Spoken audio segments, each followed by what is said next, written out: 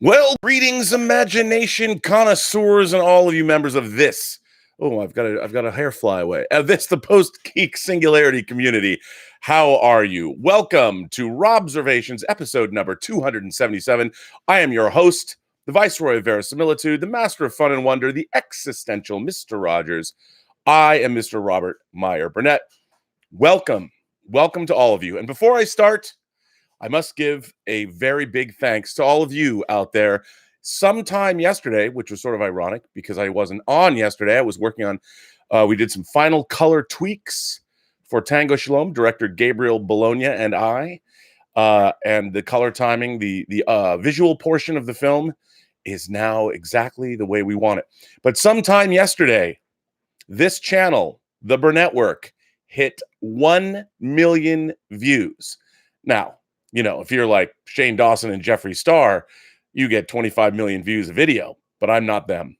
But I want to thank all of you. It took, well, diligently. I've been working on this channel for just a little shy of a year now. So it took me a year to get 1 million views. And I want to thank all of you for making that happen. I mean, obviously, you know, I'm not the biggest channel in the world and my videos don't get the kind of views that a lot of other channels get, but I think I have the best viewership on all of YouTube.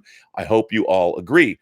And it wouldn't be without you guys that I got 1 million views. So it staggers, it boggles my mind. Other things that are kind of strange if you really think about it. So if you watch these shows, they're long. They're an hour and a half to 2 hours. And if you accumulate all of the time, minutes that this channel has been watched, it's over 30 years cumulatively. That's all the people that have watched it. So that's amazing. And I want to thank all of you for that. And pretty cool. So 1 million views, ladies and gentlemen, gentle beings, kind people, anybody, however you identify yourself, 1 million views. It's amazing. 1 million views. So I want to thank you all for that. Last night, I went and saw Ford v Ferrari, one of my favorite films of the year. What a delightful movie from beginning to end. Wildly entertaining. The performances were great. I loved it all and fantastic. So go see Ford v Ferrari. You won't be disappointed. And it's not just a guy's movie. It's an everybody movie. Young, old, men, women. It's a 4-quadrant film if ever I saw one. And I quite enjoyed it. Now, something else I wanted to talk about before I get into the main topic. I wanted to discuss the concept of profit as it relates to movies. The other day, yesterday, I think it was yesterday on the John Campy show, might have been on Wednesday, we were talking about Joker and how profitable it is as opposed to, say, Endgame. And I think people aren't quite understanding the concept of profit, what profit means. Profit does not mean how much something made. That is not profit. What profit is how much something made after you subtract both the costs to make it and, in a movie's case, the costs to market it.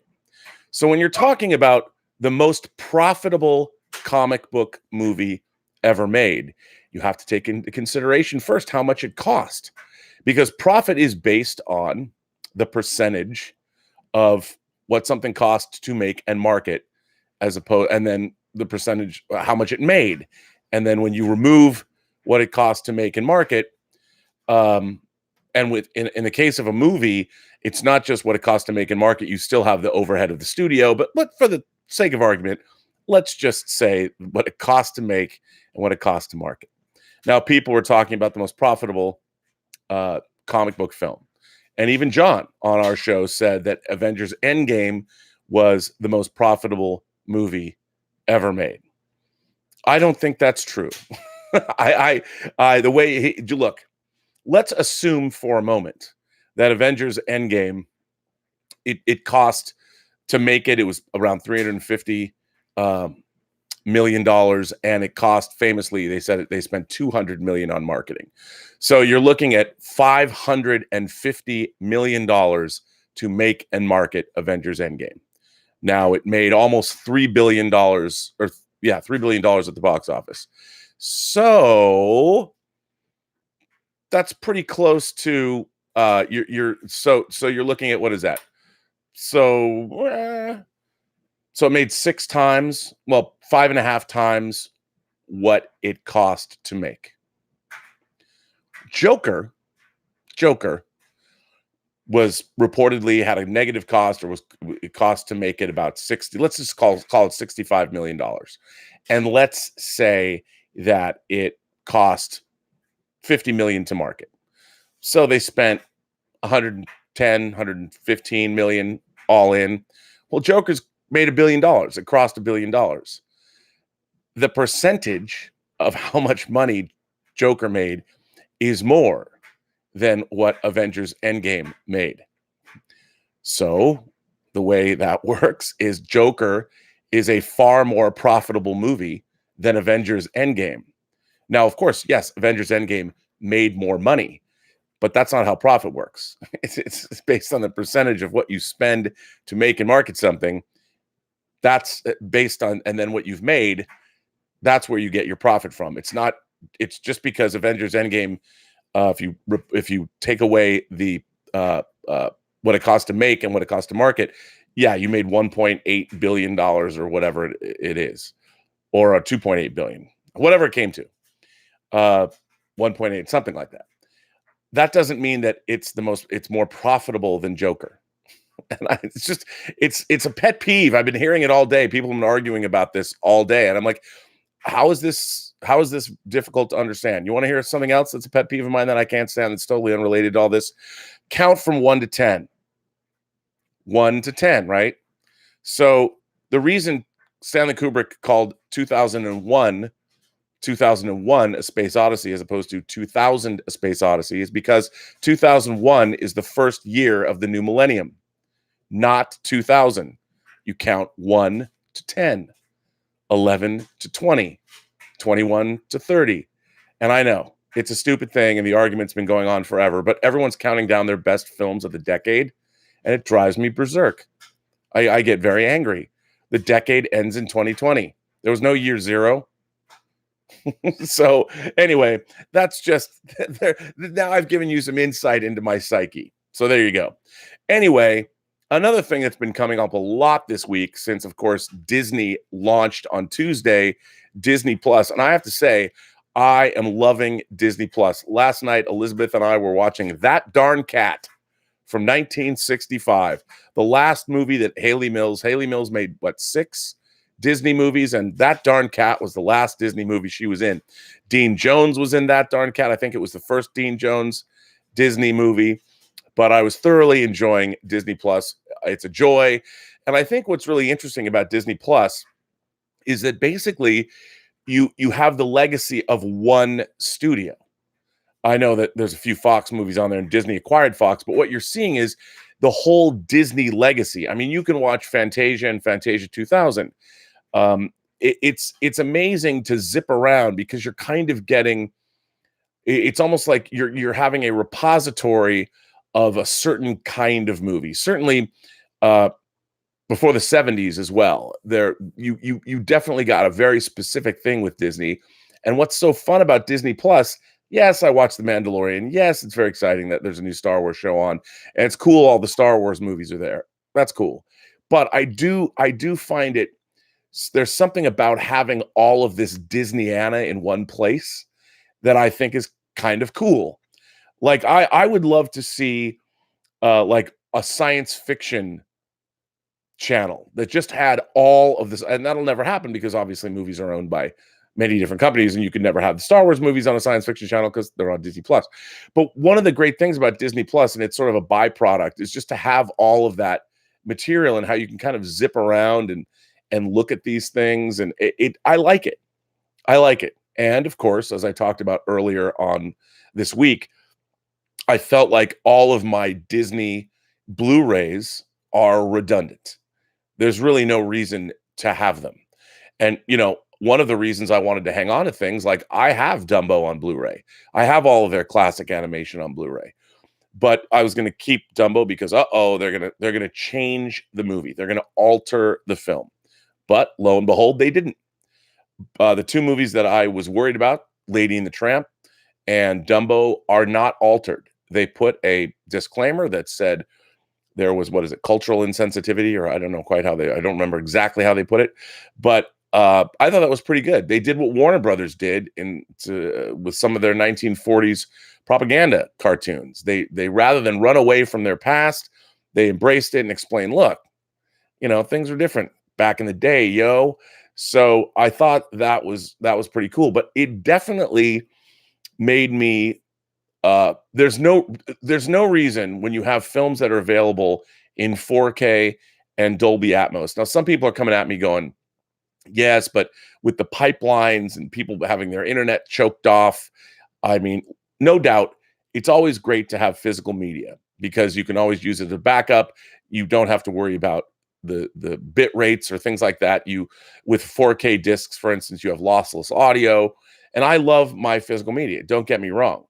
However, having Disney Plus and having all of the Disney movies in one place, now, sure, there might be a time when, I don't know, some totalitarian regime takes over the United States and decides, well, you can't see that darn cat or the cat from outer space or any other number of movies about cats that Disney might have on because suddenly cats are no longer welcome or something like that.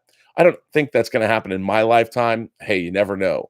But for the time being, something like Disney Plus, I really like it. This morning, believe it or not, we watched The Black Hole. Elizabeth had never seen The Black Hole. It's just like, hey, it's all there. And there's something very enticing about their menu system. You just zip around and it's fun and colorful and glossy. And I quite enjoy it all. And it's really neat. And it just got me thinking, I really don't need my Disney discs. And do I? I mean, I've been collecting physical media now for 39 years, which I've talked about before, 39 years. When you have a service like Disney Plus, and I've got pretty good equipment, and it looks and sounds great on that equipment. Are there going to be times when it lags? Sure. I mean, I think it was very funny that everybody was complaining on launch day. They had 10 million people sign up for Disney Plus. I mean, you'd have to expect that there might be technology. It's just amazing to me, that old Louis C.K. routine when he was on, I don't know if it was on Conan, he was on a late night talk show and he talked about how everything is awesome and yet everybody's miserable. And he gives this story about how people are on a plane and they were complaining that the internet wasn't working on a plane or their cell phone wasn't working on a plane. And he made the point, like, listen, man, you're waiting for something to come back from space. We have this technology that's amazing, and everybody is worried about, like, it's going to go away. Now, physical media probably will go away. All the indications are that it is declining precipitously.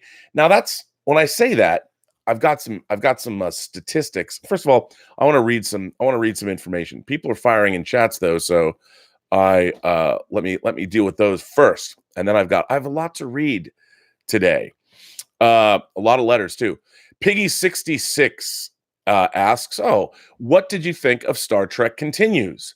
For those who don't know, Star Trek Continues was a fan-made Star Trek series. And if memory serves, they made 11 episodes. And the premise was they were covering the last 2 years of the Enterprise's mission. The Star Trek TV series dealt with the first 3 years, with each season being a year, and Star Trek Continues tried to fill in those gaps. I thought Star Trek Continues was quite good. When the episodes were really well written, I thought they cooked. Episodes like Lolani, I thought was really good. There was an episode, something about a dragon. I haven't memorized the episode names the way I have classic Star Trek episodes, but I really enjoyed James Doohan's son played Scotty, and I thought Star Trek Continues was really, really well done. And when the writing was great, sometimes I didn't think the writing was as good as it could have been. Like, for instance, there's a couple of interesting things, and I've talked about this before with Star Trek Continues, that baffled me. And there's a mirror. I think it's a mirror episode. It's one of their earlier episodes, and the episode opens with a replay of the end of Mirror Mirror. The same scene. They just do the same scene, and of course, that's when Kirk gives one of my favorite speeches in Star Trek history. And Vic Mignogna, who plays Kirk, does quite a good job. and he says, find a reason for sparing the Hawkins and make it stick. One in every revolution, there's one man with a vision. So they do that scene, and I can understand Vic Mignogna playing Kirk probably wanted to play that scene himself. But one of the great mysteries that I've thought about since I was a little kid was how did the mirror universe, how did the evil counterparts get into the transporter room to make the transposition? Because the Mirror episode that they did is all it's all told from the Mirror Universe's characters' perspectives. It's all about what happens after Mirror Kirk beams back to the Mirror Enterprise after he's had his experience on our Enterprise. And I wanted to see that scene. When they replayed the scene we've already seen, I was like, well, why didn't you show us how the Mirror counterparts got back to their Enterprise? Did Spock just get him out of the brig? Did they try and escape? Like, how did that happen? But other than that, I thought Star Trek Continues was quite good. And they did a 2-part episode that would end the series. And I thought that episode was really good. It goes back to the pilot where no one has gone before, or where no man has gone before. And then it leaves you with... It continues on to Star Trek: The Motion Picture, and I thought that they did a good job. So I'm a fan. Haskell 420 is here. Haskell 420 says, Rob, congratulations on reaching 1 million views. It's a milestone, well-deserved and earned. Every episode's filled with the wealth of knowledge you've learned in your career, and you pass it on. I hope my shares helped. First of all, Haskell 420, let me tell you, yes, some people share when I'm going to go on Twitter and other social media. You are marketing this show for me, and I cannot thank you enough for that, Haskell 420. And by the way, you also market the John Campea show, and I want to thank you for doing both. That's very nice of you, and keep it up, damn it. Emily Jared, or it's either Emily, I think it's Gerard, Emily Gerard, right? Emily Gerard. Hello, Emily, and thank you very much for that super chat. How are you? She says, hi, Robert. How are you? Well, I'm good, and thank you for supporting the channel. I very much appreciate that. Rollo Tomasi. Love it. Rollo Tomasi, of course, if you don't know who Rollo Tomasi was, well, you need to watch LA Confidential. Rollo Tomasi says, storage low on the PlayStation 4, buying Jedi Fallen Order physical disc. Yeah, and by the way, I've been reading great reviews of Jedi Fallen Order. I read a really interesting review. I think it was on Polygon, where they said they were at first when they were playing it, they didn't like it, and it sort of won them over after a few hours, and how it was a different kind of Star Wars game. Just I've watched some of the gameplay. It sounds delightful. I need to get that. Willow Yang says, hindsight's 2020, but how much do you think Warner Brothers is kicking themselves right now for having Joker co-financed? Well, Willow, probably somebody's probably kicking themselves, but I think nobody expected Joker to be making the kind of money that it made. So I think everybody's pretty damn happy. That's one of the things. You look back on your life and you wonder, oh, I should have done this or I shouldn't have done that. But when something is successful, like Joker has been wildly successful, I don't think anyone ever in their wildest dreams would have ever thought that movie would make $1 billion. Remember, that means that movie outgrossed Wonder Woman. It outgrossed Batman v Superman: Dawn of Justice. It outgrossed Man of Steel. It could very well outgross Aquaman if it keeps going, although I doubt it. But still, it's astonishing that movie, for what it cost and what it's about, ended up making that much money. And I think what's so great about it is it shows that adult audiences and youthful audiences crave films that deal with real issues. I mean, this was a film that really doesn't have any action scenes, and yet it's a comic book movie. And I think that what it says to the industry bodes very well for the future of cinema. For those of you who don't know, if you don't follow the box office, a new Charlie's Angels movie opened this weekend, and it bombed. It bombed terribly. They're saying it might make $8 million for the weekend, which is a disaster. Yet Ford v Ferrari is going to be the #1 film. Or for our European viewers, it's Le Mans 66.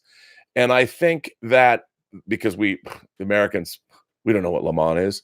But I think that it's a great thing. It's great to see a new movie that is not part of a franchise make some decent money, that people are turning out for it. And the show I saw last night at the ArcLight, I went to an 8:30 show, and it was crowded, and it was full of a pretty diverse audience, young people, old people, people on dates, people not on dates. I went by myself, and it was great to see people there. So that was great. Stubble McShave said, could the McClunky line in Star Wars be an homage to The Godfather, referencing Michael shooting police captain McCluskey in the restaurant? People have said that. I've heard that. I doubt it. To me, I think just trying to redo the Greedo scene again was McClunky. I think maybe that's George Lucas's meta statement. For those of you who don't know, the new 4K version of Star Wars that is now running on Disney Plus, they changed the Greedo firing first scene again, or the scene with Greedo in the cantina. The idea was, when the special edition came out in 1997, George Lucas changed that sequence, and his reasoning, I heard, was he didn't want Han Solo. It bothered him that Han Solo was a murderer, which I think is absurd. I mean, that's like saying every Western movie that you watch, if somebody guns down somebody else, look, the galaxy is a dangerous place. Greedo was threatening Han Solo's life. When Han Solo says, over my dead body, Greedo says, that's the idea. Greedo was going to kill Han and take Han back to Jabba. When Han gets the jump on Greedo and shoots him at the chair, to me, that's what a rogue, that's what a scoundrel, that's what a person like Han Solo would do in order to stay alive in a careless, callous universe. And the idea that Han Solo, that Greedo is able to get a shot off at all, is ridiculous. And it shows that Han Solo is kind of dumb.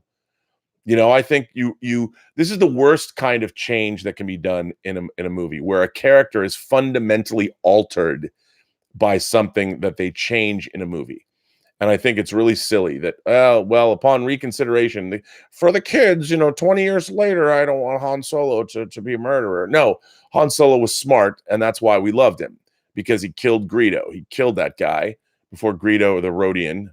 It's a Rodian, right? He killed him before he was able to get the drop on him or kill Han. So that change, and the fact that they keep changing it, trying to make it more palatable, just put it back the way you had it. I mean, that was the way to be. So I don't know if that line, I mean, who came up with that? What a stupid, ridiculous thing to say. It drives me berserk. But I don't think, I'd like to think, actually, I don't think it is an homage to The Godfather, but I'd like to think that maybe it was. But if it was an homage to The Godfather, I dare say it's a McClunky way to pay, to offer some kind of an homage to The Godfather. So that's sort of annoying. Avenge the Chicken is here. Rewatched Endgame for the millionth time yesterday. One of my favorite scenes is with Steve in the support group. Such a great and emotional scene. I love that scene. One of the things about Endgame that I think doesn't get enough credit, and I loved Endgame.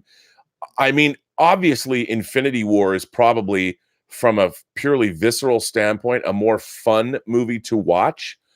But I like Endgame because you have scenes like the scene in the support group with Steve Rogers, and you have that great scene with Steve and Natasha when he talks about seeing a whale coming in on the East River, and they're having just a simple conversation. I think there's a lot of great scenes like that in Endgame that don't get enough credit. I think Endgame and Infinity War are some of the greatest. They're just great fantasy films. Forget that they're superhero movies. But the imagination on display and what they were able to accomplish with those films, whether you like time travel or not, the things that they didn't have to put scenes with Howard Stark and Tony Stark in that movie. Those are great scenes. By the way, there's a lot of Disney Plus has a lot of really interesting deleted scenes that weren't even on the physical copy of Infinity War. I mean, on Endgame. So check those out. James Lockman says, aloha, Rob, my howly bearded brother. Congrats on the 1 million views and much continued success. I'm hoping Lieutenant Robin Caruso, I'm hoping Lieutenant Robin Caruso, USN, and the Young Indiana Jones Chronicles shows up on Disney Plus soon. I'm sure they will. I don't know where Young Indiana Jones or the Indiana Jones films are, but they probably have licensing deals with Netflix or something.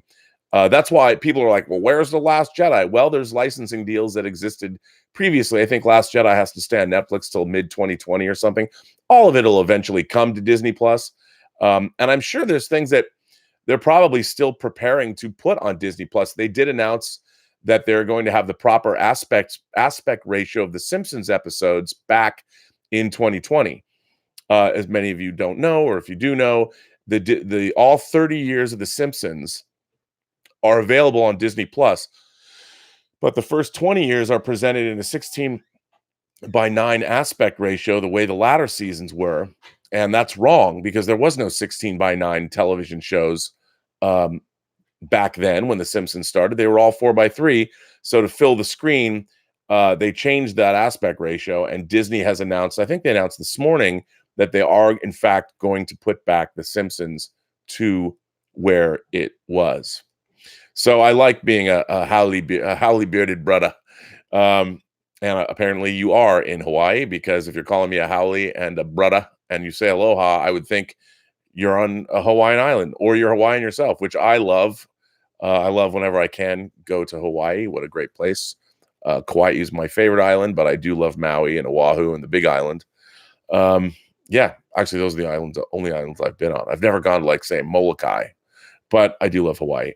Mark C says, can you imagine how cool the Star Trek CBS All Access show could have been if they followed John Byrne's comic book works, which followed #1 from a new recruit to captain of the USS Yorktown?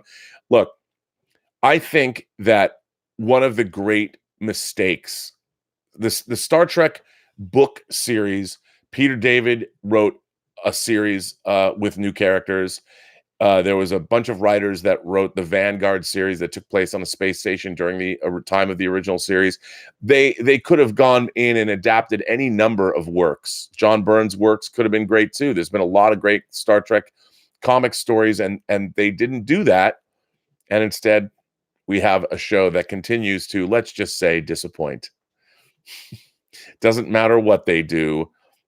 I never thought an 8-minute episode of Star Trek would make me want to punch the TV screen, but here we are. By the way, thank you for continuing to support the channel, Mark. And I did like your drawing of Castle Grayskull. Connor Paget says, hello, Rob. What are your thoughts on Stargate, both the film and the series? Okay, as everyone knows, I've never seen one episode of the Stargate TV series. I never did. It was at a time when I didn't watch a lot of television. I do like the movie, though. I like the movie a great deal. There was, that movie sort of came out of nowhere. Roland Emmerich had directed, I think, Moon 44 or something. And then he comes out with Stargate, him and Dean Devlin. And I know it was famously independently produced. And I really liked it. I love anything to do with ancient Egypt and science fiction. I was in. And I really liked the movie a lot. I love the score. And I have not ever seen any episode of any of the shows. Not Stargate Atlantis, not Stargate Universe, not Stargate, what is it, SG-1? Never. So, I don't know. By the way, it looks like you sent that question in twice. So, I won't answer it twice, but I want to thank you for supporting the channel. Kenneth Colton says, hey, Rob, congrats on 1 million views. I saw Dr. Sleep last night, and now I want a more detailed film about the true knot. Rebecca Ferguson shines. Yes, she does. Rose the Hat with that slash hat. I hope the movie does a little bit better. I hope it gets more people to get out and see it. I've noticed they've changed the ad campaign now to really emphasize that it is, in fact, a Stephen King adaptation, which you'd think they would have done in the first place, but they didn't. Vegetable Tube. Wow, Vegetable Tube. Well, thank you so much for supporting the channel. Congratulations for 1 million views to the Jolly Saint nicknames. The Jolly Saint of nicknames. Would DC executives consider Aquaman v Joker movie because of the $1 billion success? You know what? I'm sure that idea was floated, Vegetable Tube. Because why not? Hey, we've got our $2 billion comic book movies. Can you imagine? I can't think of two more different kinds of movies than Aquaman and Joker. Aquaman is deliriously goofy. I think Aquaman is just the goofiest movie ever, and I loved it. I loved how it embraced its goofiness, and it wasn't goofy like Batman and Robin was goofy, and it didn't make me wanna punch or scoop my eyeballs out. It was deliriously goofy in a fun way, and I really felt when I was watching it, it was like when I watched Jason and the Argonauts for the first time, but it was like that all the way through. And I really dug Aquaman, but it's goofy. They certainly they just embraced everything about it. James Wan went in a totally different direction, and I thought it was great. And then Joker is sort of this relentlessly realistic depiction of Arthur Fleck's life, and I can't imagine two more diametrically opposed movies. I don't even know. I don't even know if you could. I mean, you could do it, I guess, but I don't know if it's possible to make it believable. I don't think you could ever, in any universe, make the Arthur Fleck Joker and the Aquaman of James Wan's Aquaman work in the same movie together. I mean, maybe you could, but you'd have to. I just don't think that Aquaman could work in Joker's universe, and I don't think Joker would work in Aquaman's universe. But I'm sure that idea has been floated. Let's do a Legion of Supervillains movie, Legion of Doom. Why not? I would love to see a Legion of Doom movie with Arthur Fleck leading the Legion of Doom. That would be a lot of fun. So, yeah, that would be great. James Lockman says, "Did you pre-order the Darth Maul with robotic legs from Hot Toys? It comes with a chair, more like an ottoman. I still need to pre-order the Mandalorian figure and IG-11." I did not. Here's the thing: when it comes to figures, I only like, even though I've got too many I got too many Iron Man figures, but I only like to have the best iteration of a figure. Like, I don't care. I've got multiple Darth Vaders, and I do want to get the quarter scale Vader from Hot Toys, but I don't care. If I have a good Darth Vader and it's from A New Hope, I don't need the Return of the Jedi Darth Vader, even though I do have one. I like to get the best iteration of a figure, because the same is true of like Captain America. I'm buying the Endgame Captain America. I pre-ordered that Endgame because he does come with a shattered shield, and he does come with Mjolnir, and I'll get that because I don't have the only Captain America hot toy that I have. Well, I have two. I have Winter Soldier Captain America when he came with the stealth suit, but it also came with civilian Steve Rogers, and I have the Avengers Captain America. I used to have the first Avenger Captain America, but I sold it.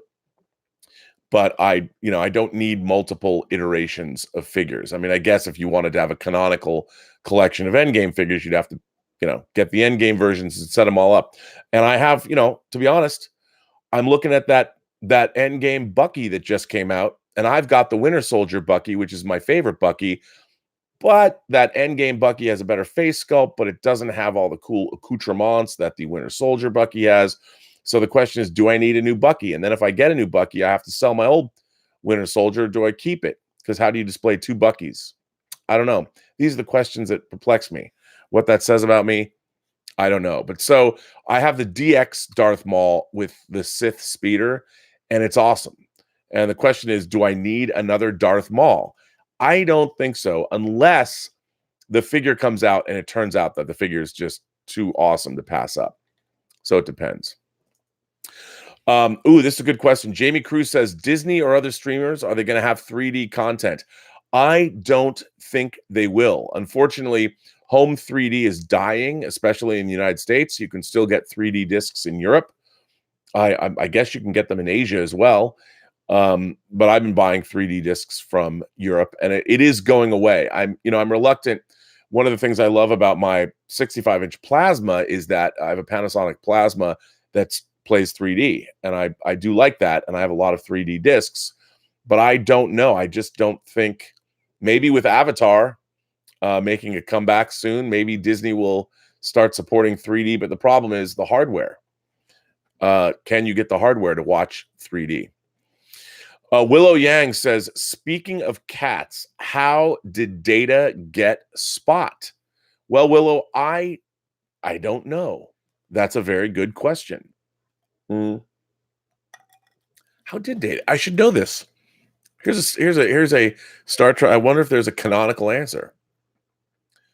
Let's see. Let's see what I can spot. Well, yes, I'll go to Memory Alpha. Let's see. As a starship's cat, Spot had never encountered rodents, insects, or been chased by a canine. Nevertheless, Spot was an active cat, received a lot of attention from Data. Wait, it doesn't say. It doesn't say what history. It doesn't say.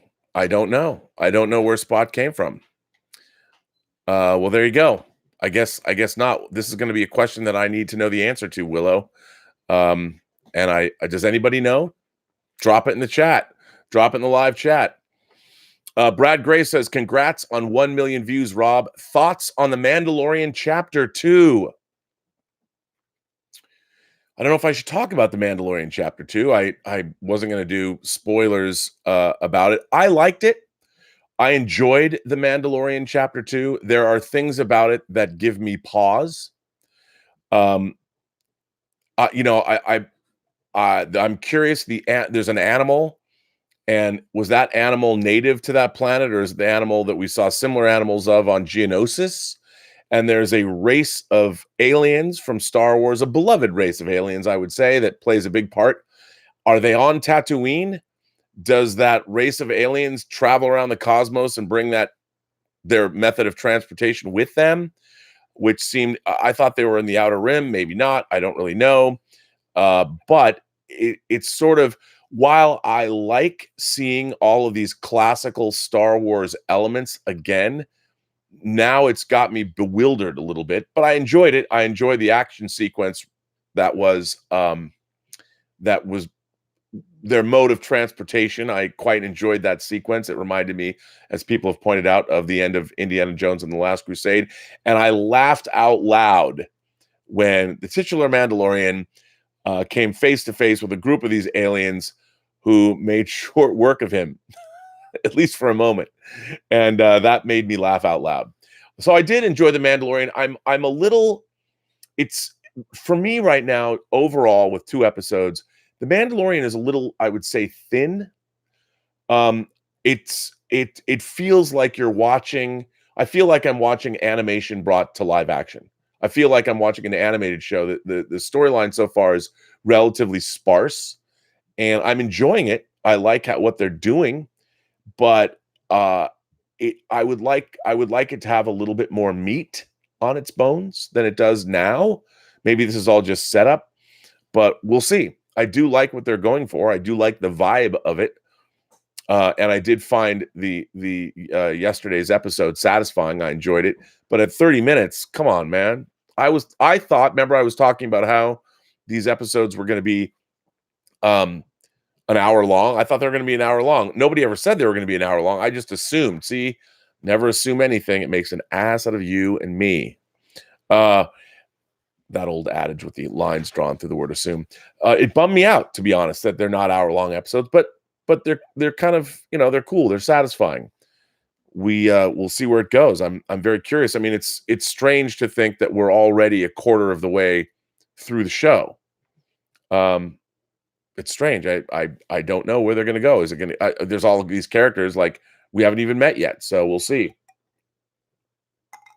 But yeah. Well, anyway, I want to get to the topic of this chat. And the topic of this chat is, I sort of was getting into it, the fate of physical media. And there's a few things that I want to read. And the first thing that I want to read is an article. It's a quick one. Scott Wilkinson wrote this for Sound and Vision on January 28th, 2011.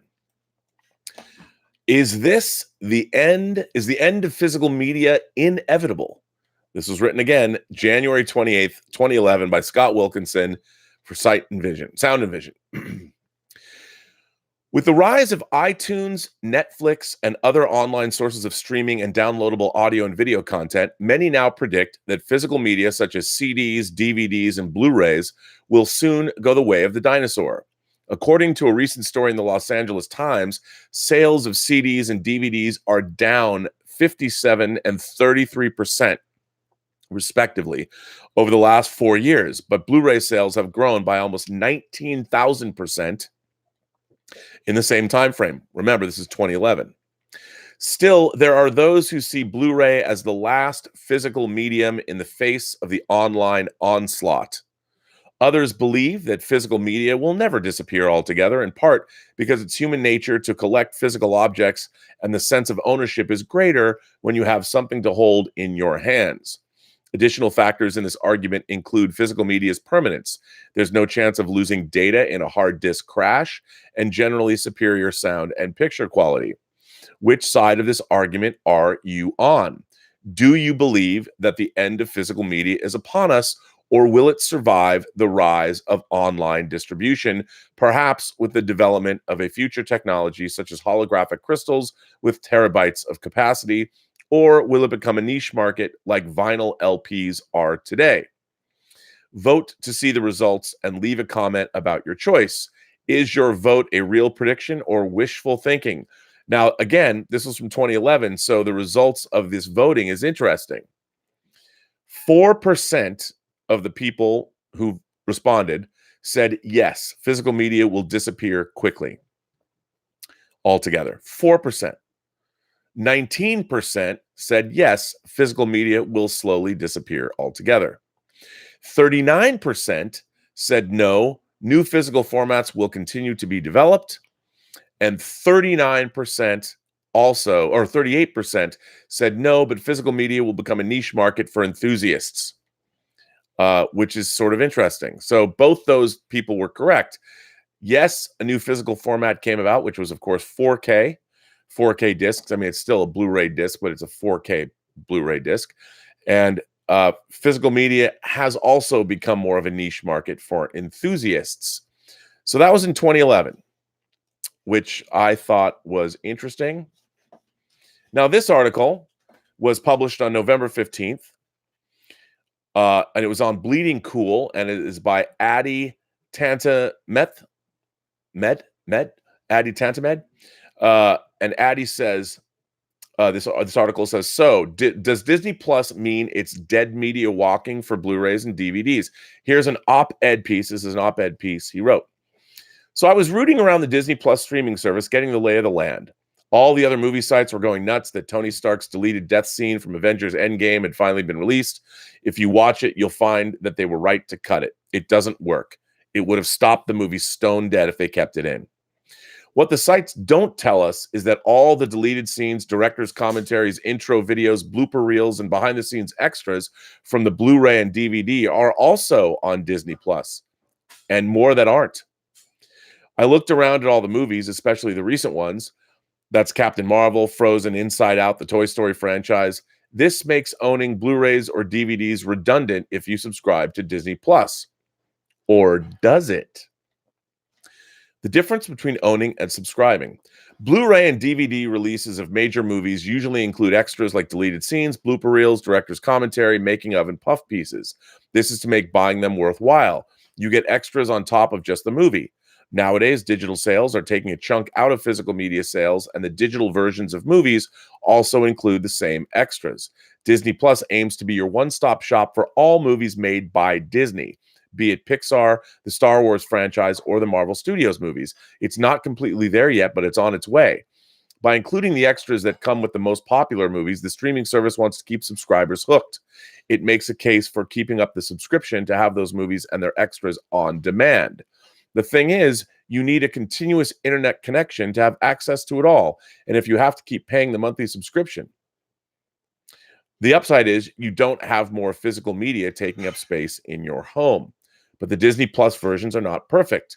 On the other hand, owning physical media means you have a copy of the movie forever, not a lease, and not when you have no internet. You don't own any of the media on your streaming service. The service can yank a movie out of circulation at its discretion. Also, not all of the movie's extras are on Disney Plus. The Marvel Studios original narrative shorts that were bonuses on the Blu-ray and DVD releases are not on Disney Plus.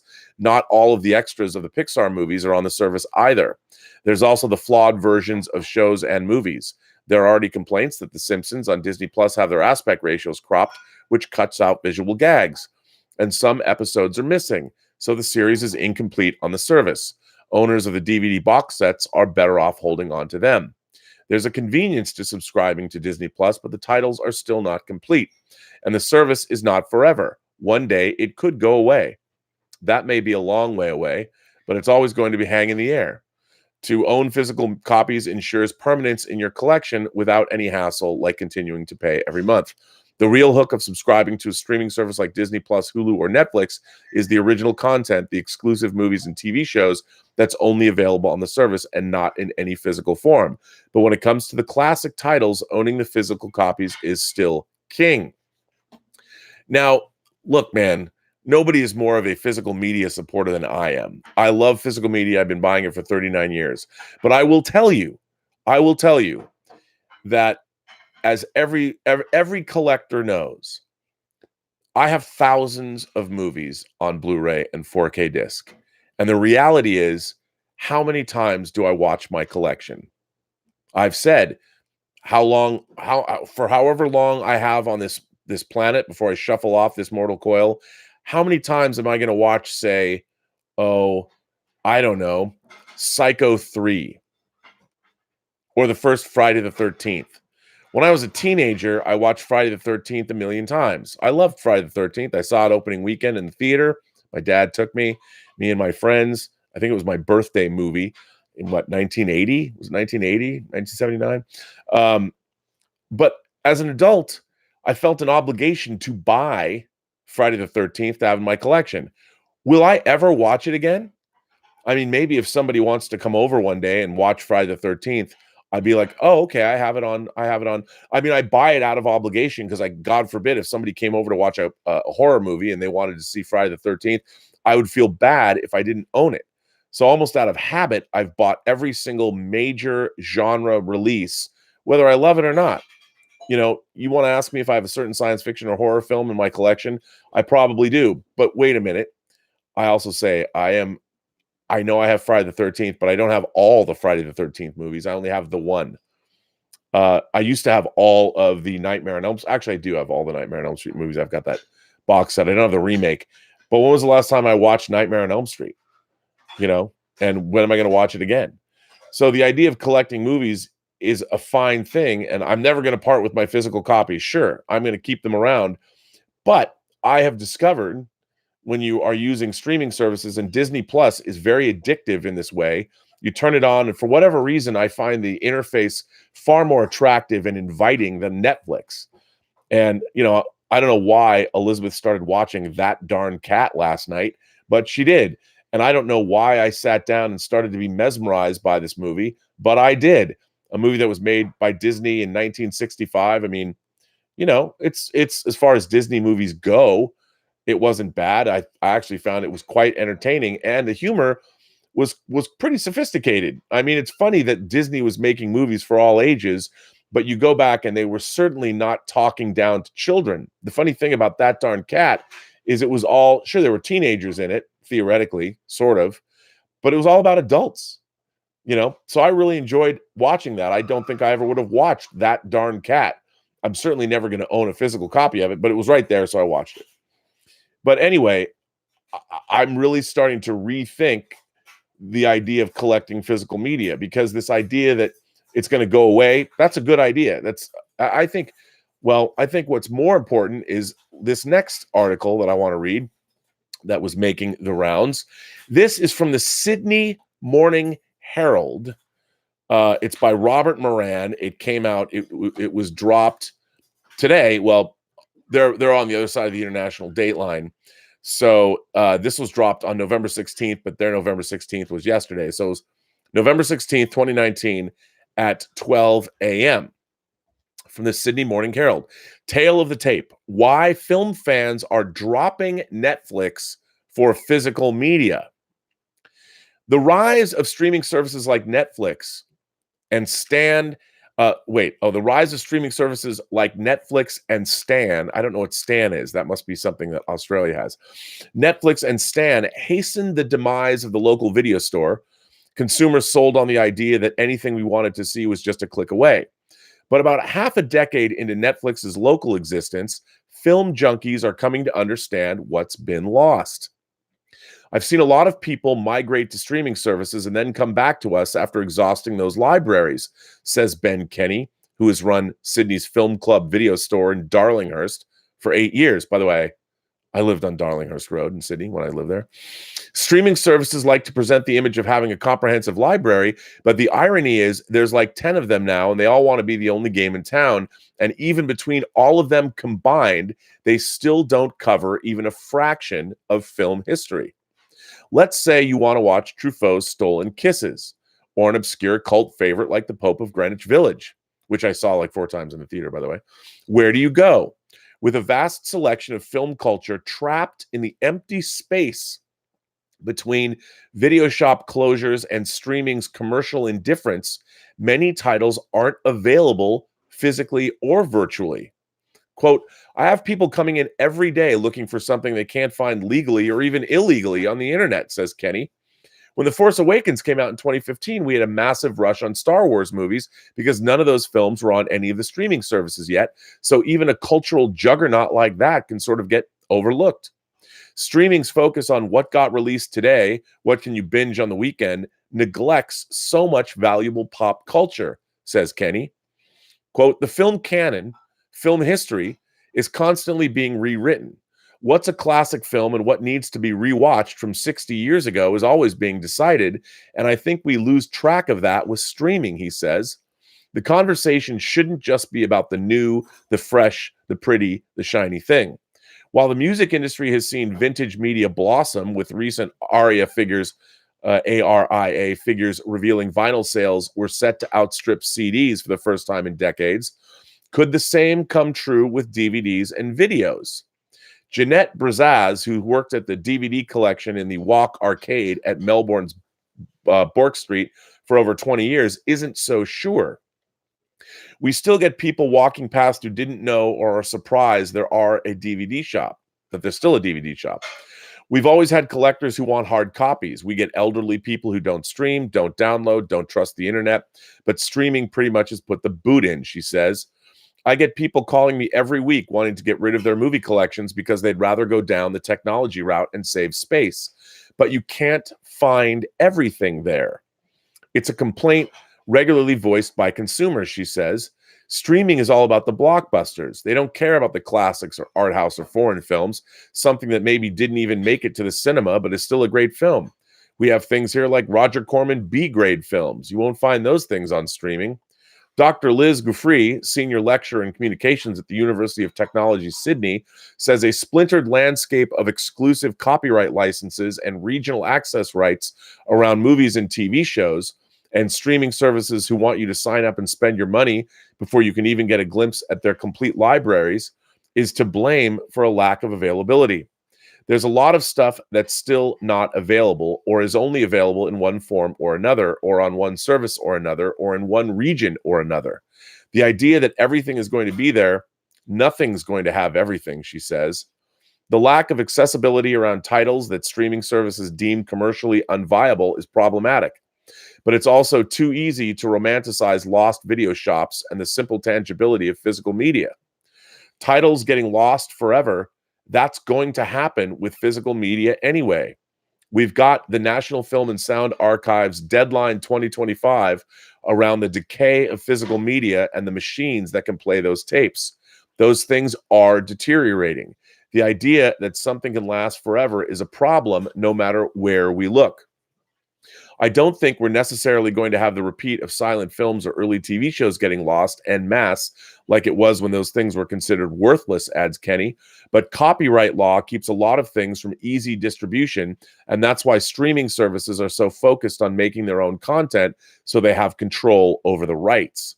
But that does mean that a lot of great films, they're not lost exactly, but do they become inaccessible? They're just sitting in cold storage in some film distributor's basement gathering dust, which is not what films are supposed to be. They're supposed to be seen. They're supposed to be part of the conversation and part of the culture. Now, this article, the reason I wanted to read this article is not just, I thought it was interesting and it came out yesterday, but it makes a great point that streaming services and our analytically based internet culture, they are going to kill older movies. And when I say that, there's something called the long tail. There was even a book written about this, and I've always been fascinated by the idea of the long tail.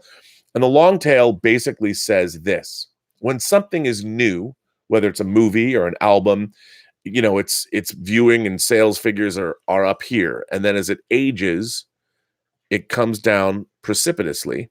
But then it has the long tail, so the sales figures go down until it gets to the bottom, and then it goes basically forever.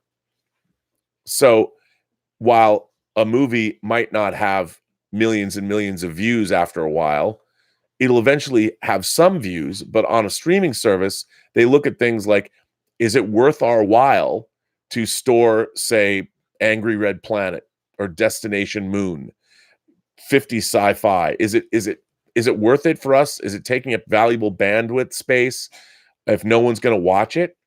And the thing is, as movies become older and older, I've talked about on this show how pop culture lasts about 20 years, I think.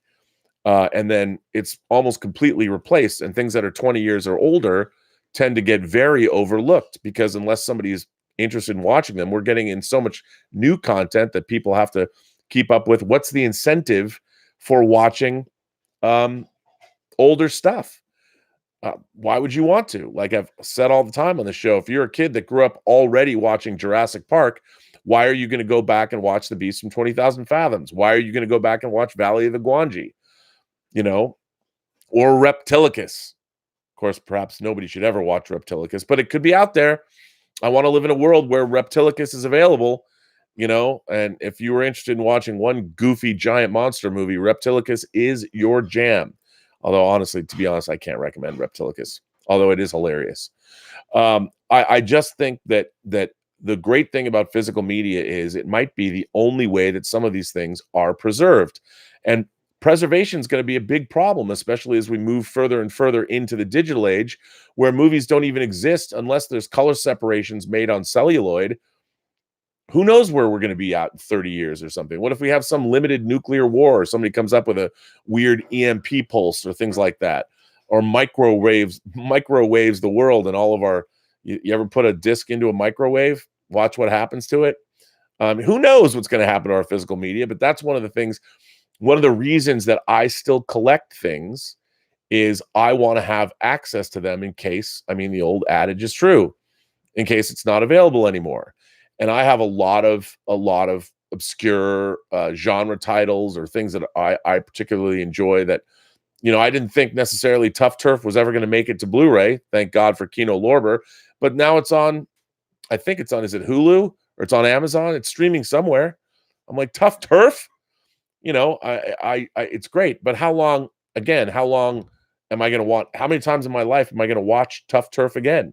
Once, twice, 3 times? Why would I watch Tough Turf 3 times when there's plenty of movies that I haven't seen?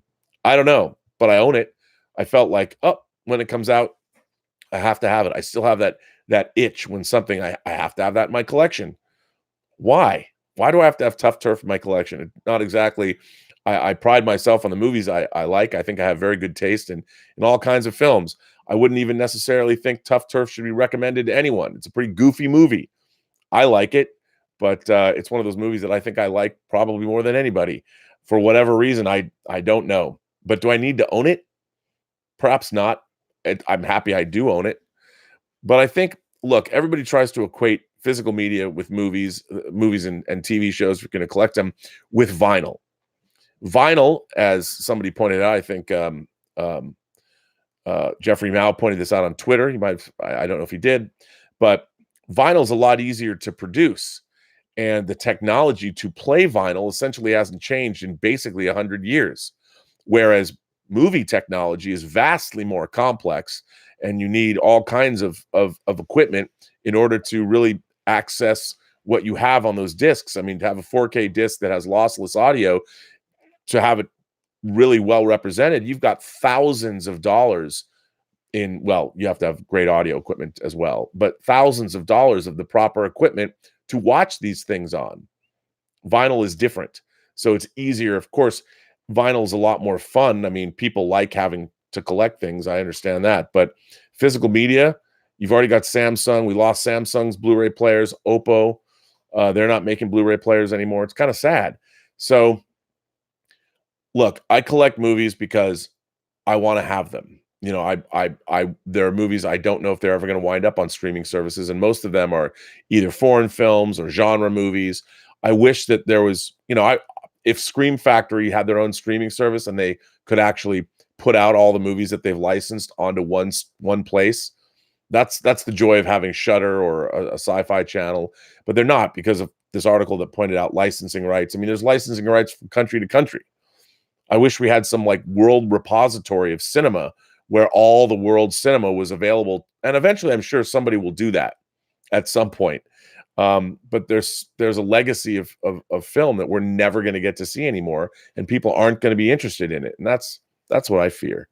That's something that makes me sad, actually. But anyway, yeah, I think physical media will eventually go away. And I'm gonna talk about that in a minute. Mukbang Reviews is here. Mukbang Reviews says, congratulations. I'm glad you're still watching and supplying thoughts on Watchmen. I hope you come to enjoy it. What a year for comic book based video. Thanks for all your work here. And here's some cookie dough for your furry co-hosts. Be well. Well, you know what, Mukbang Reviews, thank you you've supported the channel for a while, and I very much appreciate that. Gilbert and Tallulah. These dogs, I mean, they get gourmet food, they get gourmet treats. These dogs are very well taken care of.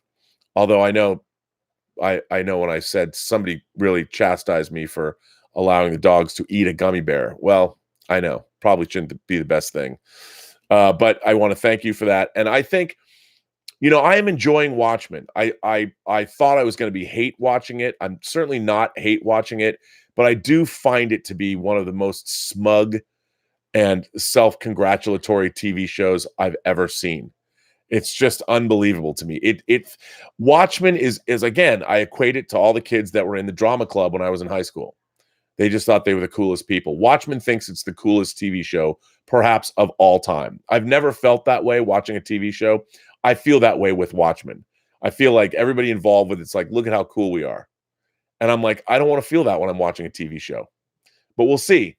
We'll see. We're at the halfway point tomorrow night, episode 5. We're at the halfway point. We're going to see what's up, where it's going. I mean, I don't know, but I'm gonna continue to watch Mukbang, and I can't wait to talk about it when it's all over. Mark C is back. Mark C says, that darn cat. Next time, go for the Cat from Outer Space or No Deposit, No Return. I love No Deposit, No Return. The Cat from Outer Space, I know it is on Disney Plus. The Cat from Outer Space is not very good. And I have to tell you, I don't think I'd ever seen that darn cat before. And it was kind of a delightful movie. I enjoyed it. I really enjoyed the film, and it was Roddy McDowall is in it. I really enjoyed it. It was a lot of fun, and it was pretty goofy, and it had a cat in it, and I love cats, so I'm in. Mark C says also, I'm surprised you don't own the device that can repress a disc using the existing memory layer. I didn't even know they had one of those. No, I mean, my disc, I'll tell you something. People did not know how long CDs were going to last. I have CDs that I bought in 1983 when CDs were brand new that still work. And, there's the plastic, the layers, like laser discs. There's a thing with laser discs called laser rot. It's basically just oxidation. But what happened with laser discs is laser discs were two pieces. Well, you got metal that's encased in two pieces of essentially plastic, and it's glued together. And what would happen is if the glue was bad and air was allowed to get inside, it would literally cause what was called laser rot, which is just oxidation. Essentially, the metal would rust in laser discs. So there's a lot of laser discs. Like, I don't even know. I haven't looked at my laser discs in so long. I have about 100 left, and I don't even know if they're any good. I've got a player. I just haven't fired them up. But my CDs work. I have yet to find a CD for my collection, and I got rid of. I had a lot of CDs. I had probably had about 5,000 CDs, and at one point I just went through them and I got rid of. I kept all my soundtracks and I kept my favorite like 80s music. A lot of my remix stuff. I loved 12-inch remixes. And what was funny was I was a 12-inch vinyl fiend. I did a lot of DJing in college and I loved 12 inches. I made mixtapes with 12-inch versions. And almost every single 12-inch that I ever had has been released on some form of CD. What was great was the Brits. Thank God for the UK. They would release, I mean, so many compilation collections of 12 inches and sets, and I bought them all. I probably have 200 CDs of just 12 inches that I all bought from England. Thing is, do I listen to them very much? No, but like I have them. I'm like, oh, I have to have this. It's such a weird. Being a collector is such a weird thing. Having that weird compulsion. But yeah, I should probably repress all of my CDs or something, and which you can do.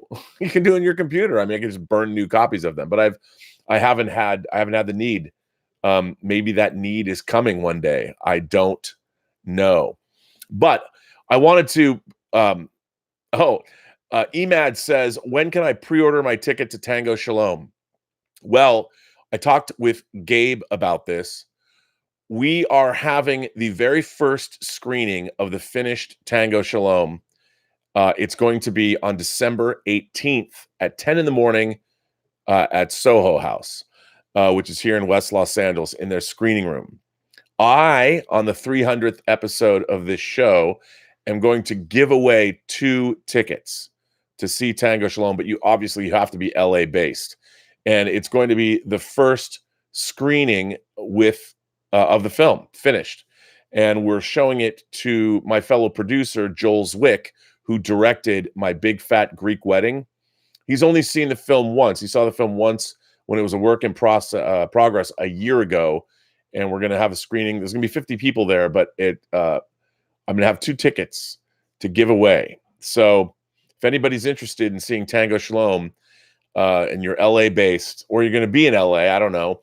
I'm going to have 2 tickets to give away on the 300th episode of Robservations. So if anyone's interested, I mean, if you're local and you're interested, contact me, because I got to figure out a way to give away these tickets. But, well, they're not tickets, because you're going to be able to come to a very exclusive screening of Tango Shalom. There are no tickets, but yes, and you'll have valet parking, which we have to pay for. But so, yes, I'm going to give away 2 tickets. So, Emad, if you're local, you can come see Tango Shalom, maybe, when I figure out how to give away those tickets. So we'll see. Now, back to this whole thing about physical media. I've got some actual numbers. Now, the MPAA tracks physical media. They track and they do all of that. And they have what's called a theme report. And the MPAA put out a report earlier this year that had actual numbers. And I want to talk about this is global home entertainment. In 2018, home entertainment consumer spending, content released digitally, so on iTunes and on disc, reached $55.7 billion globally, a 16% increase compared to 2017. Digital home entertainment was the driver of growth. U.S. digital spending increased 24%, and international digital spending increased 34% when compared to 2017. Since 2014, digital spending has increased by 170% globally, while physical spending has decreased by 48% during the same period, reflecting the shift toward digital viewing choices. Now, that's huge. Digital spending increasing 170% globally, while physical spending has decreased 48%. I mean, that's monstrously huge. Now, just to give you some examples,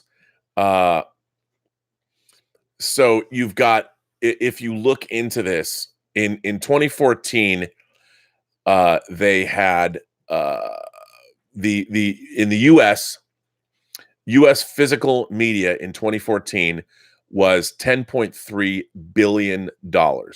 That's how much it was making. In 2015, it was 9.1 billion. In 2016, it was 8 billion. 2017, it was 6.8 billion. And in 2018, 5.8 billion. That's for physical media. That is a huge drop. Huge drop. Now, $5.8 billion is nothing necessarily to shake a stick at. It's still a lot of money. But if those trends continue, you're going to see, if it drops 15, 20% down to 4 billion, 3 billion, 2 billion, I mean, it's dropping precipitously. And then the studios ask themselves, well, when does it become not worth it to put things out on physical media? Now, I think you'll always have niche companies like Criterion. You'll always have Scream Factory or Shout Factory, because they're servicing a marketplace that a studio isn't necessarily going to service. I mean, genre titles already have a limited viewership in the first place. So a major motion picture studio, that's why they're able to, they license out their horror titles and things to a company like Scream Factory, because Scream Factory or Shout Factory will get them out to the people that want them. And for a company like, say, Universal, it's not worth it. And that's going to continue. And, you know, if you look at these trends, it's just the reality of life. Now, again, you can't have physical media being just a niche market, because it costs so much to make physical media copies of things and put them out. And what are you going to play them on? So as much as we love physical media, the trend is it is going away. Now, with Sony announcing their PlayStation 5 is going to have a 4K disc player in it, that gives us sort of a reprieve. We'll probably have physical media for at least another 10 years, which I think is great.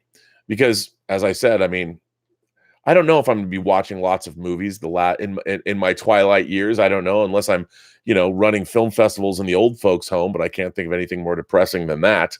I mean, I want to go out with sliding into home plate with a martini in my hand. I don't want to be within a walker trying to put a disc in a machine. But anyway, those are some hard numbers. That's some hard reality. Even the international numbers are way down as well. And digital is going way up. I mean, digital went internationally from 8.1 billion in 2014 to 25.1 billion in 2018. So, and with streaming and all that, this is just the future, and the numbers don't lie. And generations of kids now are being born. They're not collectors. I mean, maybe some will be, but for the most part, why would you ever become? The impulse for collecting was because we never had anything. Physical media was not really available. When I was a kid, there was no VHS tapes. They didn't exist. And it was a kind of thing like my thirst for movies and things like that were born out of not being able to have something whenever I wanted it, and then being able to get it whenever I wanted it. I'm like, I'm never letting go of this film again. You know, Soylent Green is on tape. I have to have it. So do people have those things anymore? I mean, the whole perception of movies is they're available whenever you want them. And indeed, they pretty much are. So how many things aren't available? There's still a lot of things that aren't, but how long is that going to go on for? And how many things, how long will people be interested in movies anyway? How long, I mean, video games, VR, all the things that are coming down the pike, are people going to be watching movies in 100 years? I mean, I know people still listen to classical music, but certainly it's not the general population is flocking to classical music concerts, unfortunately. But who knows? I just think physical media is on the way out. And while I'll still collect, and there will be people that still collect, it's not going to be the same as it has been. And frankly, when you have something like Disney Plus, I mean, everyone's always talking about these scenarios, these doomsday scenarios, like, what if there's no more internet? Well, you know, we live in a world now where global conflict a world war, it just isn't good for anybody economically. It's not good. So I would imagine, barring something like a major catastrophe or an asteroid hitting the Earth, I don't think that Disney Plus is going to go anywhere anytime soon. And I know that I'll be able to watch That Darn Cat whenever I want. And I guess that's pretty good.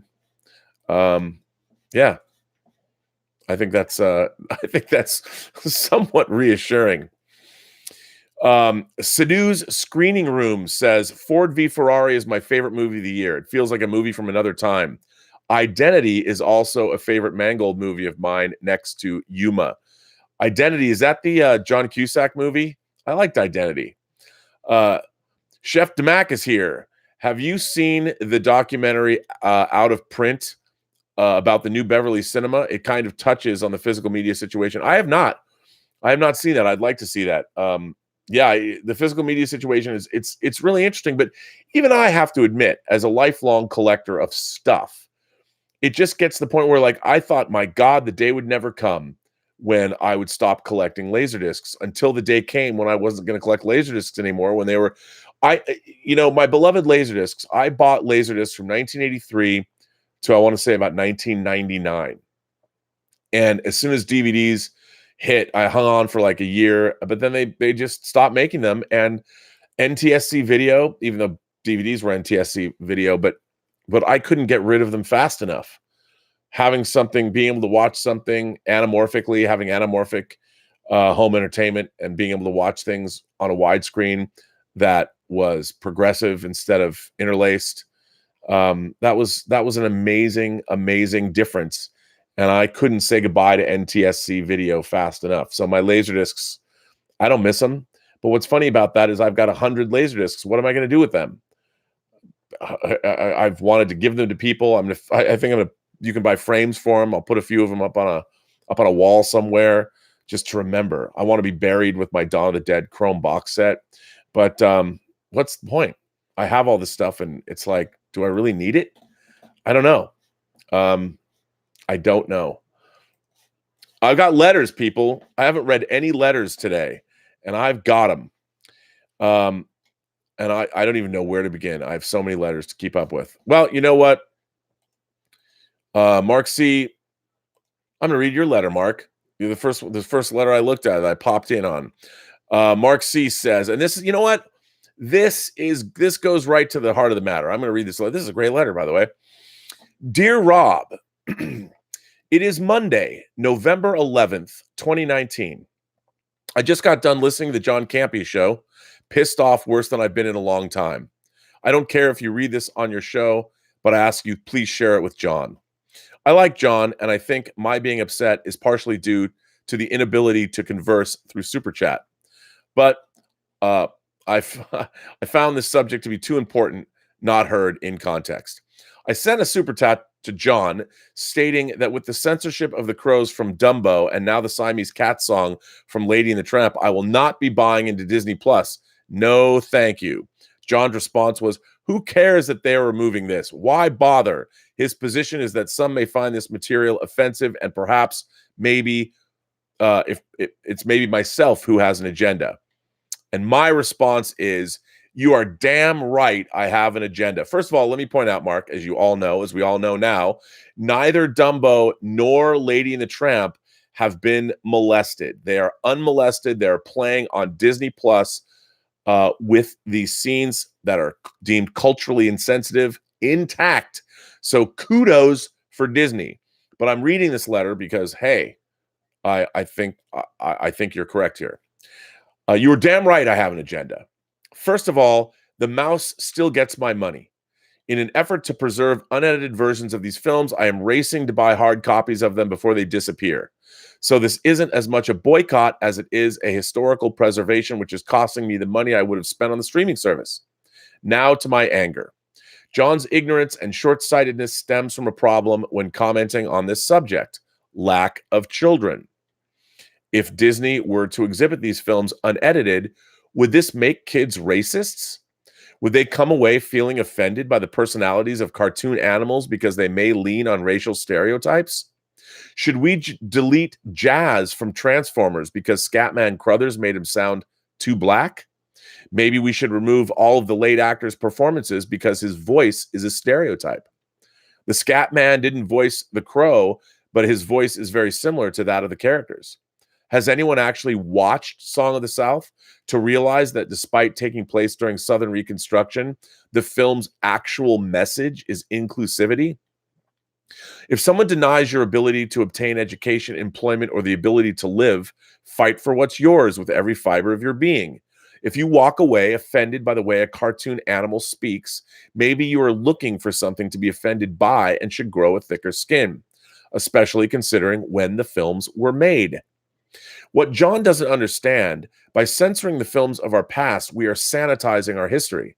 This history is what we will teach our children going forward. If we remove offensive material, especially on such an innocent level, how will they develop any kind of skin to deal with issues that actually upset them? It is a guarantee that at some point in their lives, they will come upon offensive material on multiple occasions. Those who do not learn from history are doomed to repeat it. All this censorship is doing is feeding into the outrage, cancel culture, and ensuring it continues and grows to the next generation. Why did Campy's comments piss me off? Because it's easy to not consider the results of actions if, when you leave this planet, you leave no living legacy behind. You can afford to look past small slights and continue to be selfish. I know I enjoyed being that way myself. The preservation of our history and culture for a future generation takes on a whole new meaning when you become a parent. Without being one, you have no comprehension. The only way I, as a person and as a parent, can express my discontent with the decisions made for Disney Plus is not to support it. Once we start giving into censorship on a small level, it becomes easier to get rid of more. How long until we don't really know where we came from and someone truly with an agenda decides they want to tell us? At some point, this ceases to be about not being offensive and becomes about controlling thought. The Hollywood community was outraged that Lindelof's film was scrapped due to its content, but censoring a crow and cats because they are too offensive? Is the Hollywood community into controlling thought or just a bunch of hypocrites? Mark C. P.S. If you have children, know now that Common Core curriculum no longer teaches your children cursive, mostly due to typing online. How long until we don't have a generation that can read the actual documents of the Declaration of Independence or the Constitution of the United States? Mark, I think that's a very good letter. And I don't have children of my own, but I am a kid. I'm an aging man-child, and I love kids. And I always have. And I think you're absolutely right. I mean, I remember I went and visited my friend Sina in Denmark, and her daughter at the time was, I think, 12 or 13. And we had a 2-day long horror movie festival. She was getting into horror films, and Sina didn't want her to watch many horror films. So I said, no. And I curated, we watched 10 horror films in 2 days. And I didn't shy away. We began with Carrie. And I figured a 13-year-old girl could handle it. And what I did was I explained why I picked the films, and then we had a discussion after every film about the movies, and it was delightful. And I wish, boy, if I had kids of my own, that's what I would do. I would show them I'd use my entire, first of all, part of the reason I collected a lot of this stuff is because I did think I was going to have kids. It was it's strange to me that I don't have children.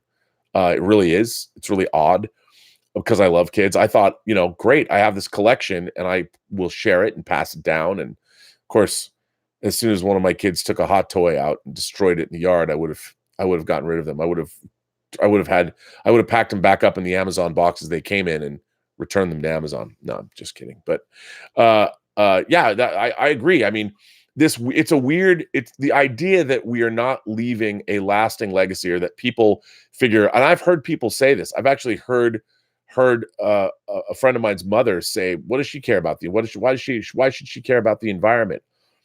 Because she's going to be gone. And I'm like, I don't even know how people can think that way. I mean, I look at the flooding in Venice, Italy. I've never been to Venice.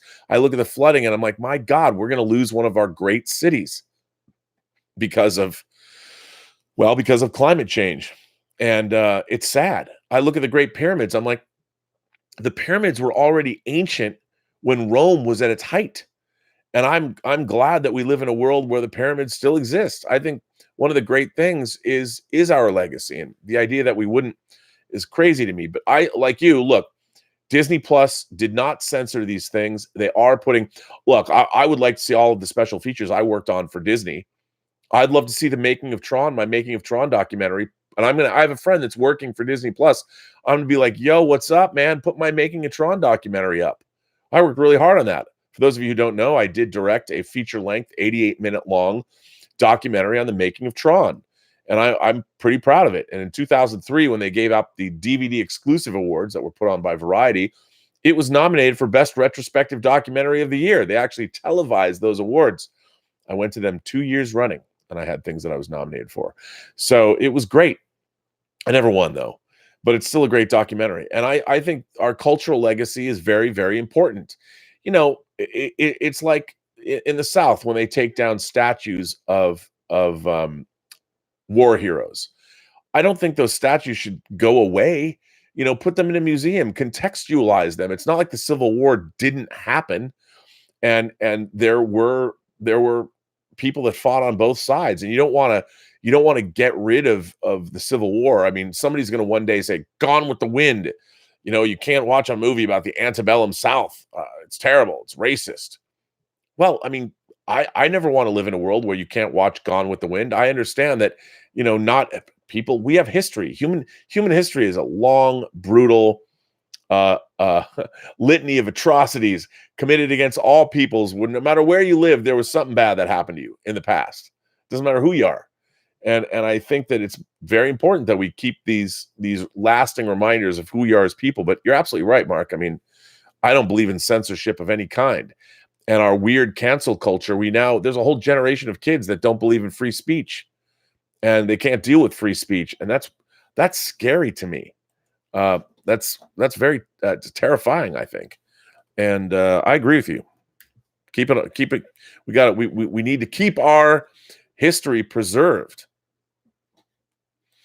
You know what? Mukbang Review sent a letter that I haven't read, and since he was supporting the channel today, I'm going to read this letter too. On writing animals and the Mandalorian. Having grown up in the great Northwest of this country and riding skateboards and other amazing experiences, I wonder this. Have you ever ridden a horse? Well, sir, yes. I come from Mercer Island, and I was told by a documentary once that before we had cars, we all had horses. That wasn't true, although some of my friends on Mercer Island had horses, and I even once took care of Marlo Hochfeld's horse for a while. But yes, I grew up going to the Flying Horseshoe Ranch, a summer camp in Cle Elum, Washington, and I rode horses. And I was in a riding group, and the last year I was there, the last 2 years I was in Tin Horns, which was the expert riding group. And of course, I loved riding horses, but I grew up riding horses, and I love horses. And also, if you ever went down to Cannon Beach or the Oregon coast, you could go out on horseback and ride on the beach, and there's nothing better. I asked this in tangential relationship to the Mandalorian's experience learning to ride. I thought it was funny, true, and I appreciated seeing him do something new. Riding animals is always fun, but daunting. You're creating a relationship between you and the animal, which may be new to you both. One of my most memorable rides was at a 3-day horseback trip in Colorado, and I was totally fine until we ascended a mountain. At that point, I was no longer in control, losing my oxygen as we crept ever upward into the Rockies. I was, somehow, at the total mercy of the sure-footedness of the horse I was riding. I mean, I was a near pro by then at riding, but only on rugged or flat ground. Most importantly, this was not my horse. When you trail ride, you might be on any, and I had a good one, but we didn't know each other. I just let go and tried not to make any false moves. I'm essentially careening in the atmosphere amongst the literal clouds, and one bad step from being a dark stain upon an unnamed hill. It was quite illuminating. I looked down and saw the thinness of the trail, no margin for error, and I could only pray for a safe ride home. There was no option to go left, right, or faster or slower. I was between the outer limits and the twilight zone, but didn't panic. That would make things more dire. When people watch movies, and Westerns in particular, please be aware that riding horses isn't like that for the most part. You can guide them with halters and reins, that's true. You can lure them with food or the sound of food, yes, and you can motivate them with kicks to the side, but you cannot ever drive them like a car. They actually respond to your legs, heartbeat, and emotional state. Also, my family was against using spurs, so I've never used them. Neither have I. Spurs hurt the rib cage of the horse, as we were instructed by vets, etc., and we would not do it. And while not a whisperer or a Dr. Dolittle, I very much learned how to communicate with animals and later humans. Perhaps others learned the other way around. Lastly, animals are very keen to your mood and behave accordingly. They have been bred to follow, not only by humans, but by their survival instincts. A horse will follow another horse for days and likely over a cliff. To be the lead horse, the first to jump over a barrier or to cross a stream or river, is to be special or to have a very well-developed relationship between rider and horse. It wasn't a major part of The Mandalorian, but it made me think about how we learn and what we learn,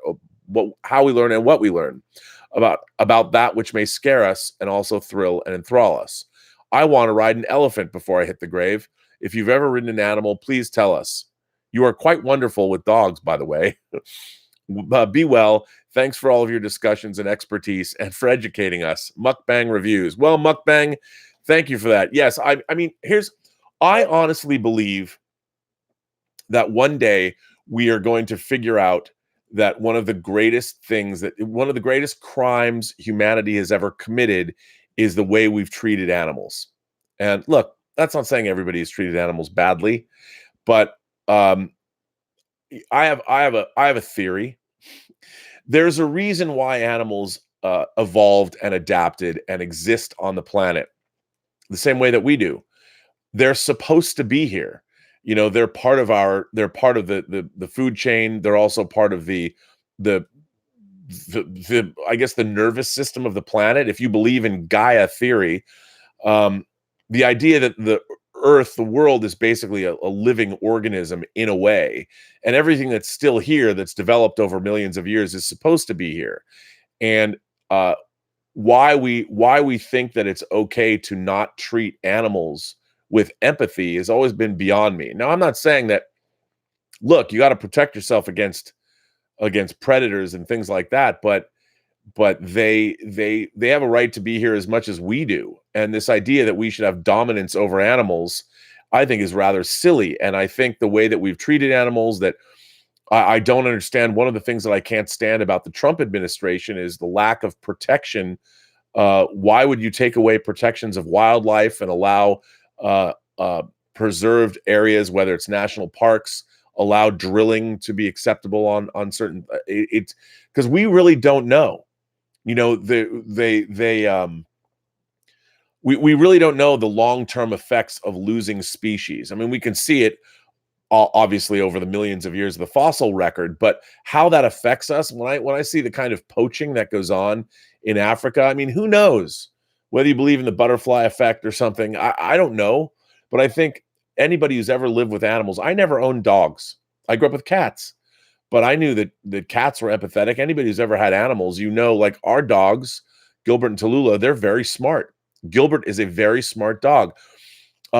He does not like it. Like when we were watching Game of Thrones, I've said this before, but the long night with the Battle of Winterfell, I was stressed during this, and so was Elizabeth. And Gilbert didn't understand. He could feel our stress, and he didn't get it. He's like, you guys seem to be having a good time, but why are your stress levels? And he was wigging out, you know, and he can tell, and he doesn't like it when we watch horror movies or movies that are loud. He doesn't like those kinds of things because he can feel us. But I didn't realize, I know this is probably a stupid thing because people had dogs for thousands of years, but I'd never had a dog, and I did not realize just how smart dogs are. Like Gilbert comes up and he'll put his paw on you. Like if something's wrong or he senses something, he'll walk up and he'll literally put his paw on you and be like, "Hey, dude, you're cool." And he's very interesting. They can talk. He figured out how to open the back door the other day. Like he was outside and I heard him barking. He figured out how to move the latch and go in. And he figured out how to open a fence to our vegetable garden in the backyard. But I do think, yes, animals, I really like animals a lot. I'll also, in my mind, I think of them as alien creatures. They're the closest I'm ever going to come to meeting aliens. So I really like interacting with all kinds of animals. I've met I've met all different kinds of animals throughout my life. I've never ridden an elephant, but yes, riding horses and teaching other kids how to ride horses. I've only ridden Western.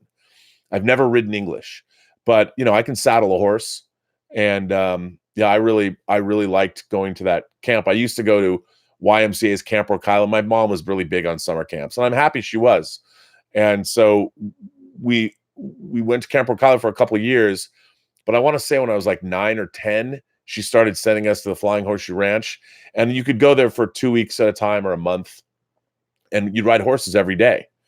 And it was great. I mean, I loved it. And you really learn, like you were saying, Mukbang, you really learn to respect horses.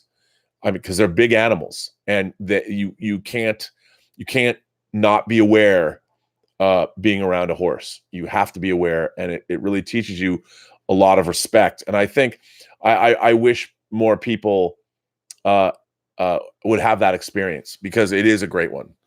And I agree. So I like that you were thinking about the Mandalorian and made you write this letter about horses. I think that's great. Man, I've got so many letters. This is I'm randomly picking out. If I haven't got your letters, it's only because I'm so behind, but I'm gonna get to them. This one's from Joe Foley. This is a short one. Hey Rob, I hope you and Gilbert are feeling exuberant today. I'm curious as to the comments that changed your perspective on Blade Runner 2049. I'm one of the few people who supported it in theaters and liked it. I would also be interested in your overall review of the film and why it's one of the greatest sequels ever. I personally liked it a lot, but didn't love it as much as the original. Maybe your perspective will help me appreciate it more.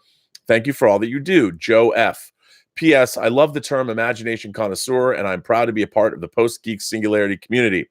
P.P.S. Are you excited for the Toys That Made Us Season 3? Damn it. I heard it dropped, and you just reminded me again. I'm going to go watch that today. Well, I will tell you about what I'll have to call. Let me call these comments up, because I thought this was very interesting. So I was literally talking chatting online with Brian Fuller. Brian Fuller, co-creator of Star Trek Discovery. And I was talking because the Neotropolis bar, this Blade Runner themed bar, opened in LA, and we were just chatting about that, and then we started talking about Blade Runner, and then Blade Runner 2049. Now, I love Blade Runner 2049. I love the themes.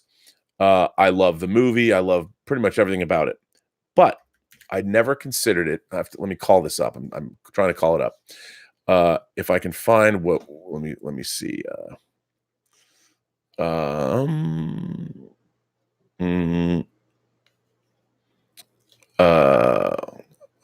I've got to look it up. Yeah, we talk about lots of geeky stuff. You know what? I can't find it. Because I don't want to paraphrase. I don't want to paraphrase what he's saying, but oh, here we go. Okay, here it goes. I will say, I wrote, this is what I wrote to him. I said, I love Blade Runner 2049, but why they thought it would be a hit, I have no idea, but I love it. So that's what I said to Brian. And what I meant by that was, Blade Runner was not a successful movie. It's never been a successful movie. It's a niche movie. It's a cult movie.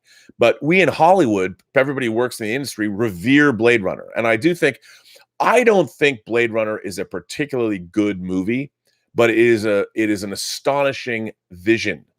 And it's almost like a poem, really. It doesn't work. I don't think the narrative for Blade Runner is great, but it really works, especially if you're a science fiction fan. The whole idea that the replicants have souls and all that, it's great. I mean, it's the kind of movie that it's still, I think the vision of the future has never been surpassed. And I think it's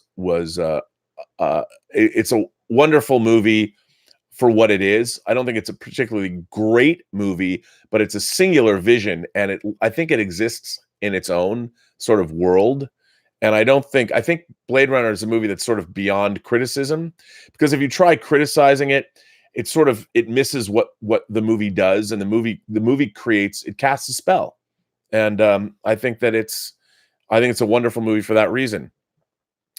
But here's what Brian Fuller wrote. He wrote, Blade Runner 2049 works best for straight guys, but gays and women, not so much.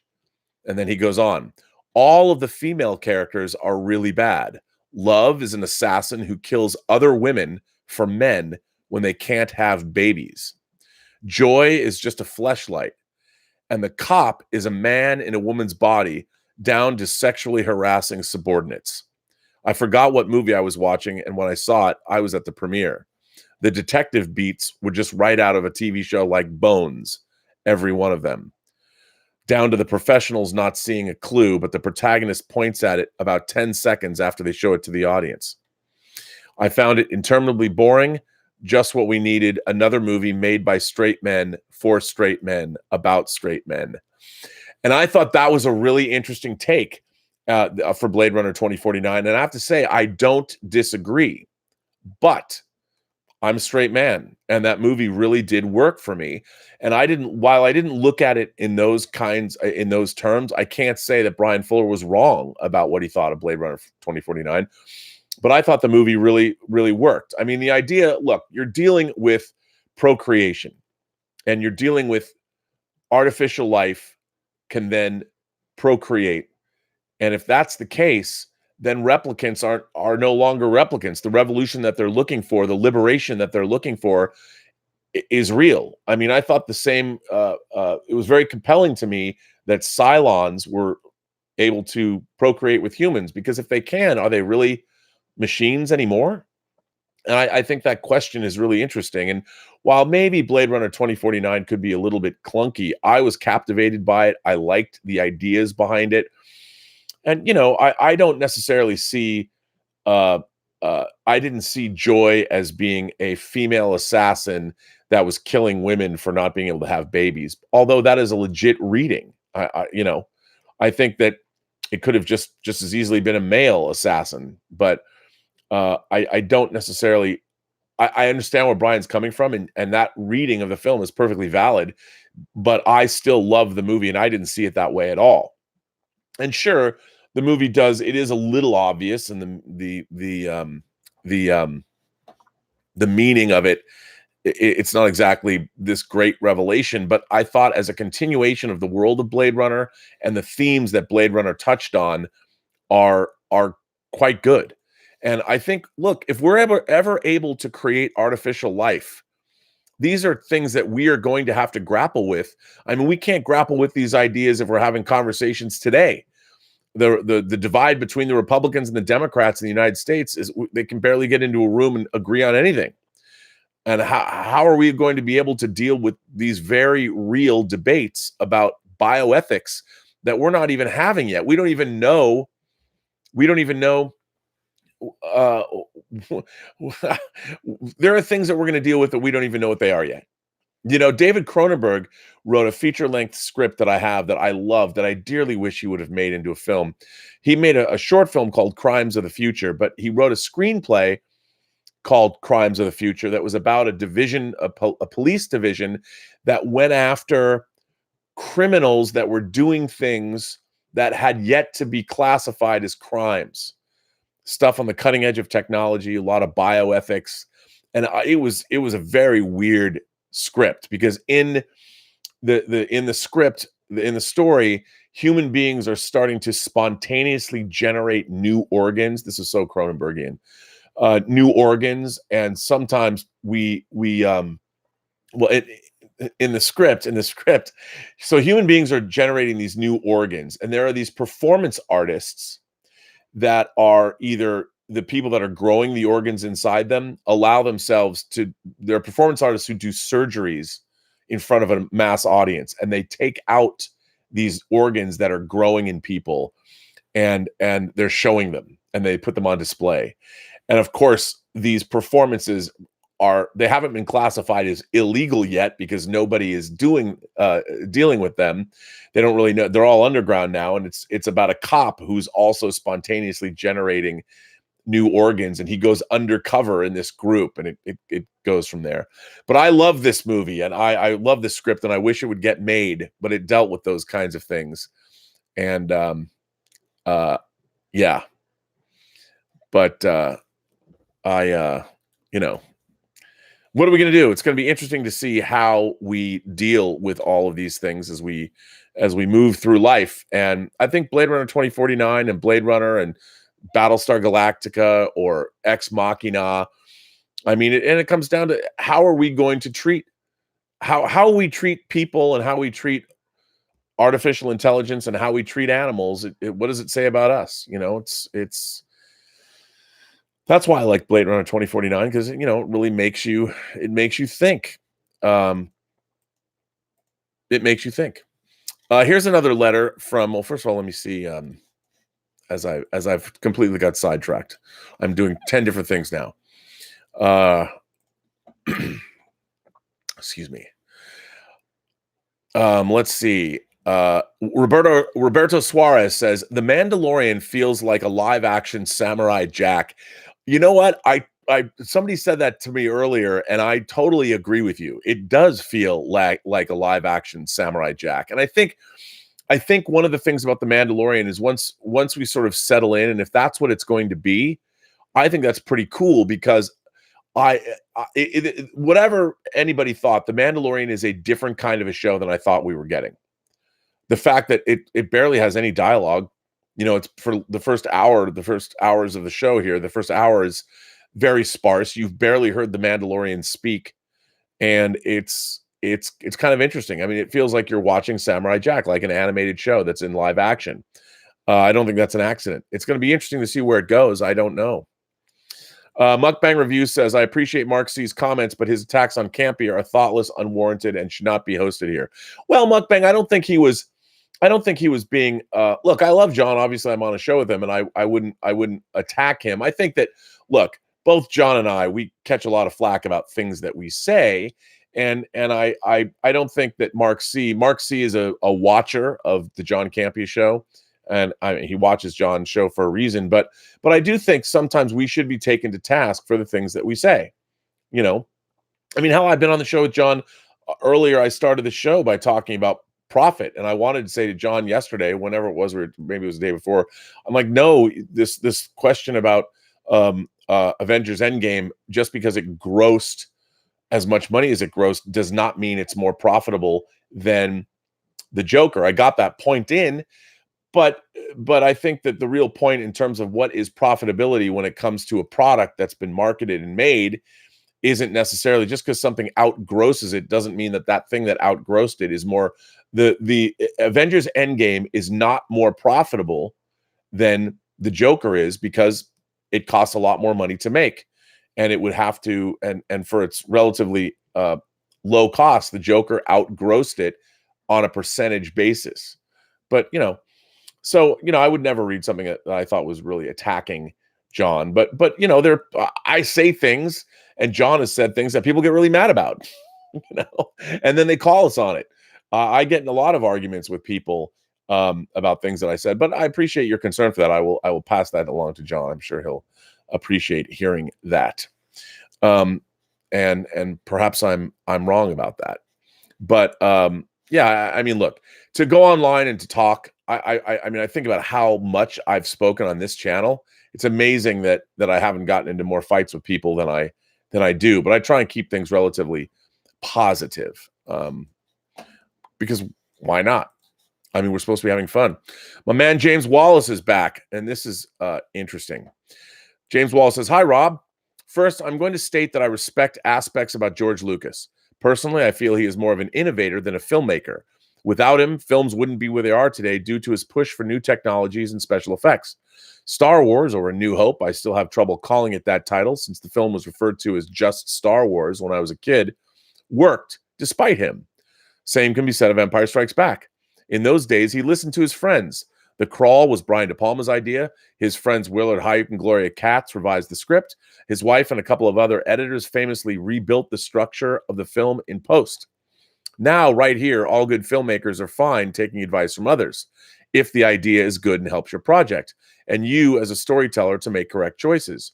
As De Niro's acting teacher told him, the talent is in your choices. Filmmaking, after all, is a collaborative effort. I don't really believe in auteur theory. You can't do it alone. Hell, a friend of mine was on a promotional tour with Ron Howard, and Howard asked him his opinion of his film. My friend offered what he thought, and Howard pulled out a notebook and wrote down his notes. I remember in high school when I got the theatrical cuts of Star Wars on VHS that maybe I'd matured or my taste changed when I was under 10. Return of the Jedi was the best Star Wars film. In high school, The Empire Strikes Back was my favorite, and Star Wars was the second best film of the trilogy. Then the special editions came out, and I knew after watching those, that was a warning about the filmmaker that was creating The Phantom Menace. Lucas had become a dictator of a filmmaker with the special editions, using the excuse that he had to save the Star Wars films through restoration, and while restoring them, felt it was time to add and make the films in the vision he wanted to finally convey, since now he had total control. Except the special editions have been changed multiple times since 1997, so I guess he really didn't have a concrete vision after all. His tinkering of the original trilogy over the years hinders the films. They were excellent in their theatrical iterations and now clumsy in their structure. Recently, I got Disney Plus, and the first night I watched the trilogy. Actually, I watched Star Wars and Empire Strikes Back. I just can't watch Return of the Jedi all the way anymore. The pollution of added elements kills my enjoyment, so I skip to the final confrontation with Vader and Luke. But even that is kind of cheapened to me now, with Vader screaming or yelling "no" before picking up the Emperor. I'm sorry, but if I'm electrocuting someone's kid in front of them and I hear the parent behind me yelling "no" when I thought that parent was complacent, I would immediately turn around and start electrocuting the parent.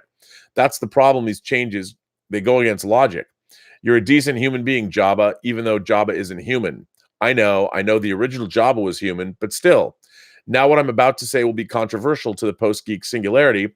Before I say it, I made a couple of short films years ago, and oh man, they were awful, just plain terrible, and kind of as bad as a filmmaker I will mention in a bit. There were some good aspects in them, but taken as a whole, I needed to learn more. The whole thing those shorts helped me with was learning more on how to write, structure, etc. There are writers and there are typers. I was a typer. I needed to learn how to be a writer. Directing, you almost have to be part psychic. What you may love that day on set, in editing, you will be wondering what the hell you were thinking. So you have to concentrate on the day if time allows and try and make sure your game plan is sound and your ideas are working. Same with writing. When you're done with writing a project, you think you're a genius, only to reread your material a few months later to realize you're a fraud. Creating something is hard work, and I have a lot of empathy for anyone that creates something because you're putting yourself in there. Now back to the controversial statement. George Lucas is the Tommy Wiseau of his peers: Coppola, Scorsese, De Palma, and Spielberg. Let me explain why. Wiseau and Lucas both independently funded their controversial works. As I write this, I'm watching The Phantom Menace on Disney. I haven't seen the film in 14 years. 20 years ago when I saw it in the theater, I loved the film. I thought it was awesome. And now 20 years later, I'm embarrassed I was so vocal to my friends in my love of Menace when I'm convinced I was hypnotized and didn't want the film to be a failure due to my love of Star Wars. Now watching it again, I'm reminded of The Room. Wiseau and Lucas are kind of weird guys. Proof of this is in the story transcript for Raiders of the Lost Ark. I mean, he wanted Marion Ravenwood to be 10 years old when she seduced 20-year-old Indy. I kid you not, it was Spielberg that tried to convince him to raise Marion's age to 17. Lucas finally settled for 15. That's kind of strange. Wiseau and Lucas seem to be divorced from emotional reality or humanity with regard to behavior. You have Qui-Gon asking Shmi if she's all right a minute after she just agreed to let her kid go and be trained by Qui-Gon, a stranger she's known for about a day, who just helped her kid do an extremely dangerous act with a pod race. So that's one example. Her answer wasn't the greatest. Again, it seemed off. The acting is so awkward and bad by almost everyone involved, with the exception of Neeson, McGregor, and McDermott. Good actors seem to understand how to shift this bad material, while the other actors seem subdued or in a trance. Maybe Lucas is a hypnotist or used the Jedi mind trick on them. Again, I'm just reminded of The Room due to the awkward line readings and the way scenes play out. Lucas never had a clear focus on his creation, nor did he understand it.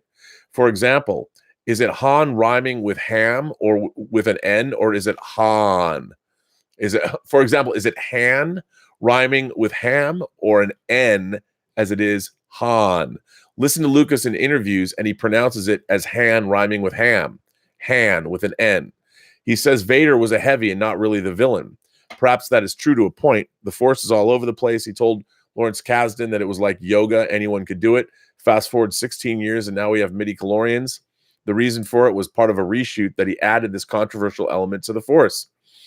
Watch the film carefully and you can see the reshoot clues, or when Neeson uses his chic women's razor communicator or give Obi-Wan the blood sample. You can see the bad Brillo pad wig that Ewan is wearing. Plus, Jake Lloyd is visibly older. The reason he did this was due to that he didn't feel that Qui-Gon sensing the Force in Anakin was good enough. With regards to the Phantom Menace, you can tell how half-baked it is with regards to character development and story. A lot of scenes in the Phantom Menace can be cut out, a majority of it involving Jar Jar. The underwater scenes could be cut out, and despite all the great tech at Lucas's pleasure, you can tell the additional scenes added due to bad wigs and mismatching in acting tones with certain scenes, which brings me back to Wiseau. If Wiseau had the level of talent and craftsmanship that Lucas had, hell, if he had John Williams doing the score, the room might emotionally resonate on some grand level you would never expect. But Wiseau didn't, and Lucas did have great craftsmen behind him helping with his vision. I always tell people in management, your team makes you good, and Lucas had a good team. He just didn't have the material that deserved the team. Wiseau didn't have a good team nor good material. Having said all of that about Lucas and Wiseau, at least Lucas has some great films under his belt. American Graffiti and Star Wars are great and influential films, plus Empire, although he thinks Empire is terrible, which he's way off on. Again, he's an innovator, but his prequel films are pretty rancid. I think even the fans of those films should maybe take another look. Nostalgia might be clouding your judgment, or maybe they just love crappy films. I will say this, those films do have some good scenes in them, but they aren't good films. The bad scenes match the unintentionally hysterical bits, like Wiseau's The Room. Well, James, I don't disagree with you. I've often said that I think the prequel trilogy are terrible movies, but they're good Star Wars. There's interesting stuff happening. It's just horribly done. And I agree with you. I honestly believe that George Lucas truly doesn't understand Star Wars. It never turned out the way he wanted it to. And I think The Phantom Menace is the purest distillation of George Lucas's what he wanted Star Wars to be. And I think you're right. I think what happened was George Lucas was always kind of a nerdy dude. You know, he didn't even want to be a filmmaker when he first started out. And I think The Phantom Menace shows that he sort of lost touch with humanity, I think. And yes, he became an innovator in the business of Hollywood, and you know, he had everything you wanted with the prequel trilogy. And I think he just forgot about real people. And it is, like you say, the acting and the lines, it's very, very stilted. And you had people, I mean, basically he had his San Francisco friends that he'd been making movies with help him out, and friends from USC help him out when they were making Star Wars. And they were basically a bunch of aging hippies. And they knew what they were doing. They knew how to make this stuff work.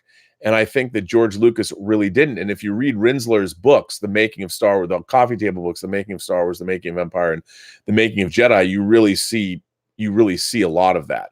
And the fact that he really hated what Irvin Kershner was doing, and Empire Strikes Back, part of the reason he almost hated it, or that he hates it so much, is because it almost bankrupted him. And he almost had to sell the merchandising rights to Star Wars back to Fox to get the money to finish. They were so over budget on that movie for a number of reasons, but I think he really blamed Irvin Kershner, who he hired.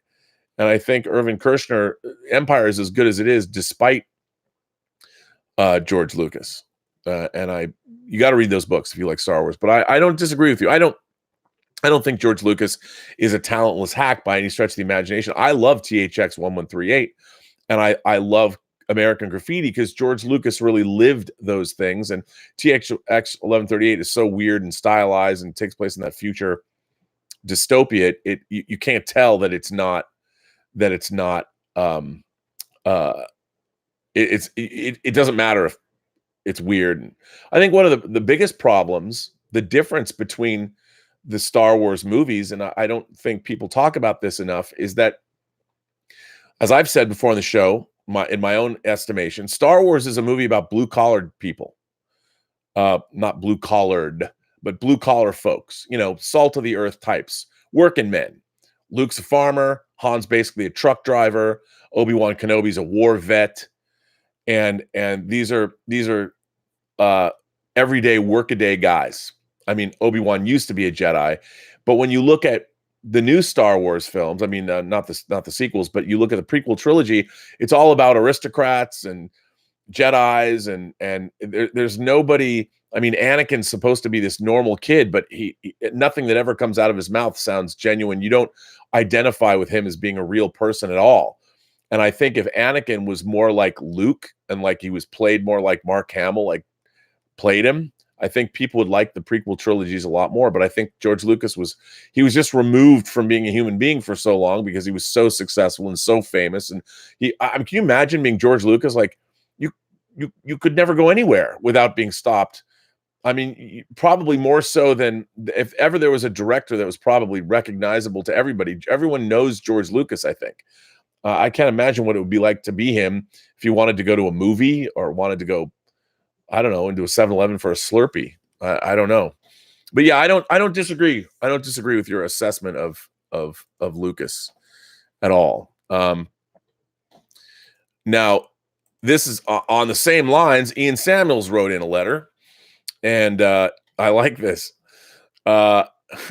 Ian says, Ian Samuels, longtime imagination connoisseur. Ian writes, Rob, George has been at it again. Yes, it's true. Despite selling Star Wars and Lucasfilm, George Lucas has still managed to get his grubby mitts on Star Wars. It is well known that Lucas has messed around with the now famous Han shot first scene from New Hope. He decided in his infinite wisdom that Han shooting Greedo in the way he did was too dark side.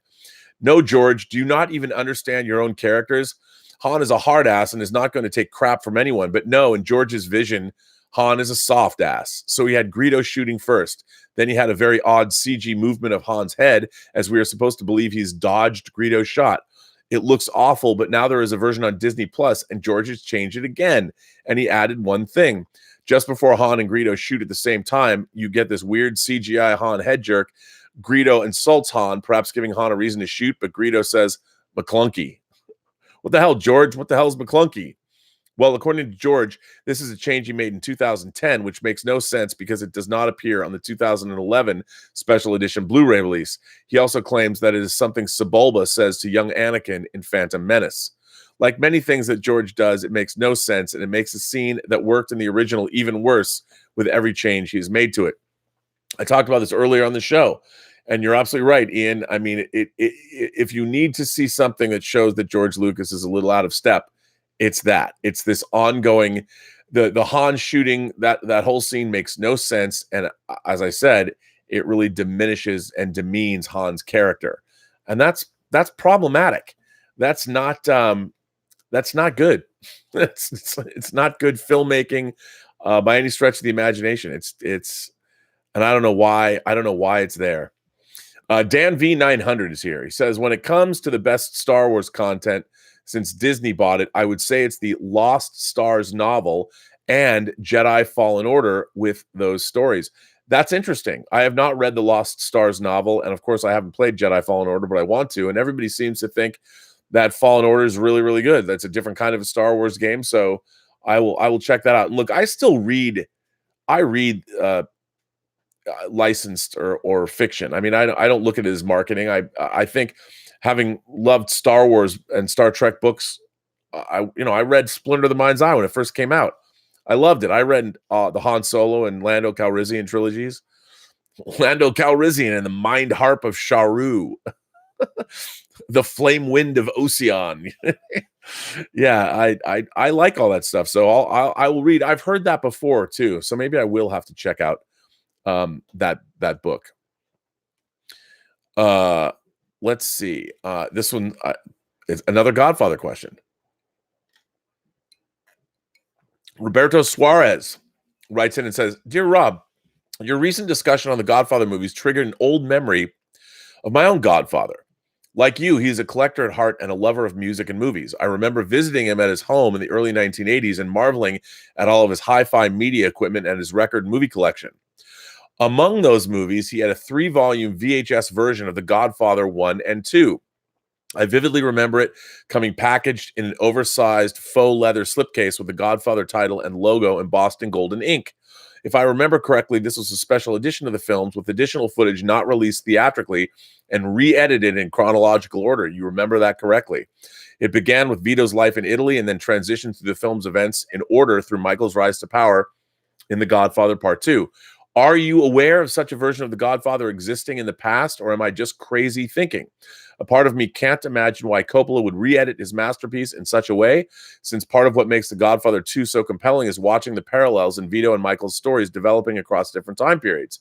If you have any insight into this version of the movies, I'd love to hear your thoughts, since I know they're among your personal favorites. In closing, I wanted to thank you for taking the time to read my letters and sharing my musings in your recent episodes. It means a lot. You should feel very proud of the community you've created here. I'm proud to say I'm a card-carrying monthly supporter of the Post-Geek Singularity. Have a great weekend, Roberto Suarez. Well, Roberto, you are correct, sir. And there are various versions of it. Let's see. Let's see what it's called lately. So it was done for television. The Godfather, I think it's called The Complete Saga. Let's see. The Complete Epic. Let's see. The Complete Epic VHS.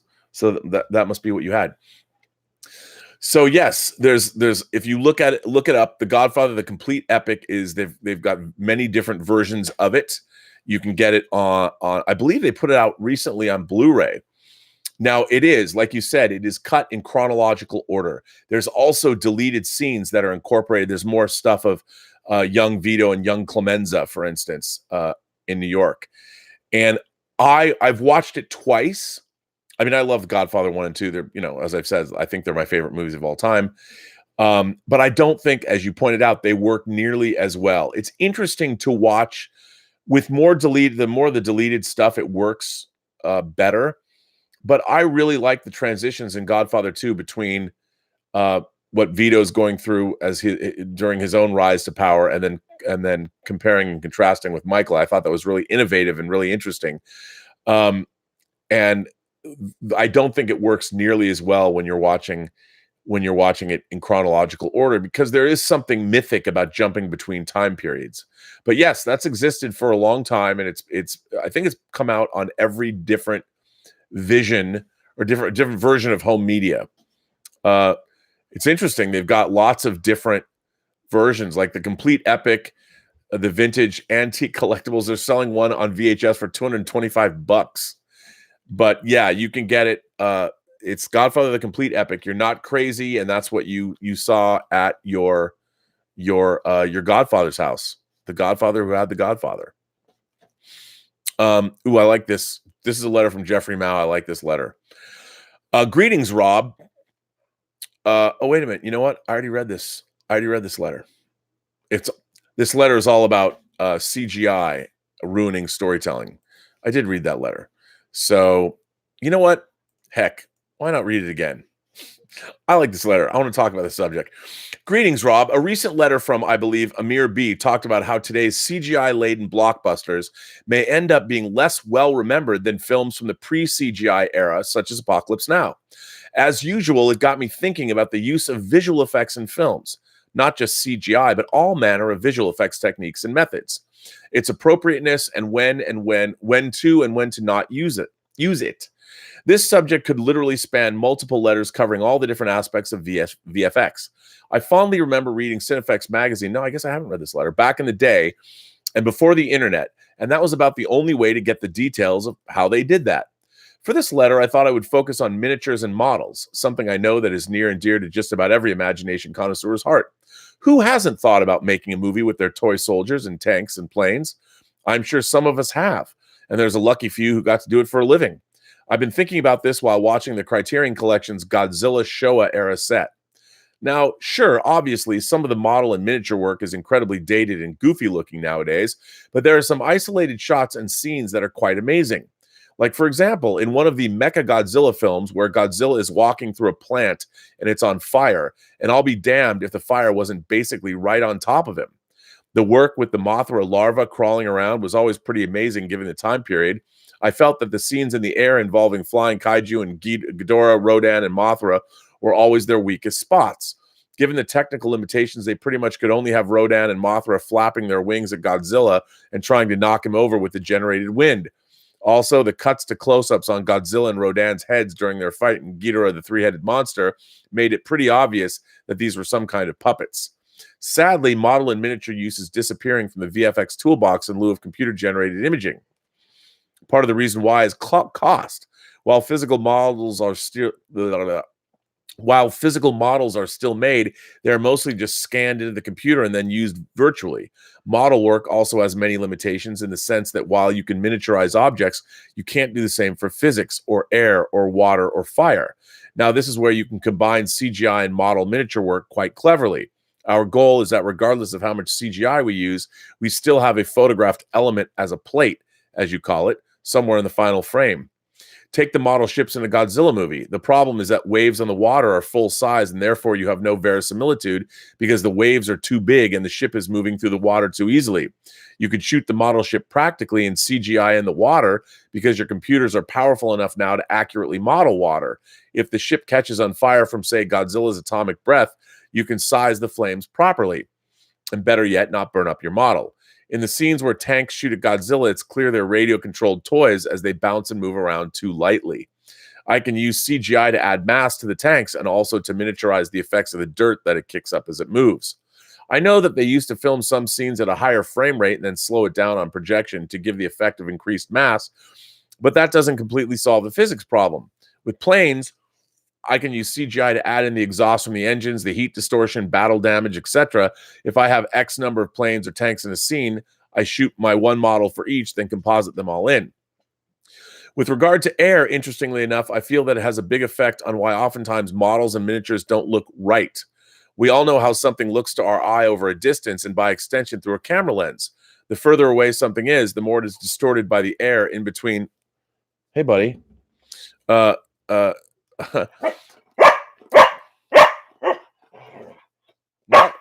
Tallulah. Okay, you're. Do you not want me to? All right, I get it. Oh, look at that. You're such a good. You're okay. Come here, Gillard. Come here, Gilly. Gonna come up? Yes, because everybody likes to see you, bud. Yeah. And when I give you cookies, I like you to come up too. Don't you love hearing his chewing of these cookies? I love it so much. Here, you want to have another one? Have another one. And now I'll give your sister one too. Yeah, that's what you get. Good boy, buddy. Dude. Nicely done. Good to see you. Good to see you too. Welcome to the show. That was Tallulah and Gilbert, ladies and gentlemen. And I love that it came up and actually demanded a cookie. Together. Solid, unified front. Let's see. When you shoot a model or miniature and attempt to pass it off as real, you will shoot it from a much closer distance than reality. There's much less air in between your lens and the subject, and therefore that much less distortion and improved clarity. Plus, you're usually in a studio that is climate controlled and has cleaner air. That is true. The subject looks too crisp and clear, and you get that model look. Hence, with computers, you can model the effect and apply that to your finished image. Whereas in the past, maybe they used a filter or dropped a cheesecloth over the lens, if they even cared at all. I think this is why models have always been well suited for space scenes, because with no atmosphere, everything photographs hyper clear. In the end, I feel that we can use CGI and computerization to help make films have even more verisimilitude and can even be more realistic instead of quite the opposite of what we've seen recently, with bombs straight downwards into a battleship or making a car leap in between skyscrapers. I know. That was Fast and Furious. That's Furious 7. Instead of using computers to help films break the law of physics, we can use computers to help films not break the laws of physics. Well, Rob, I could go on and on about VFX, CGI, and models, but we'll leave it at this for now and look forward to hearing your thoughts. Well, Jeff, you know me as the Viceroy of Verisimilitude, and I have every issue of Cinefex magazine, which I read when they came out. By the way, what was on the cover of the very first issue of Cinefex? Star Trek: The Motion Picture, The Enterprise, and what was the back cover? Alien. That was one great issue of Cinefex magazine, let me tell you. But I think that again, you really need people that understand how to create those illusions.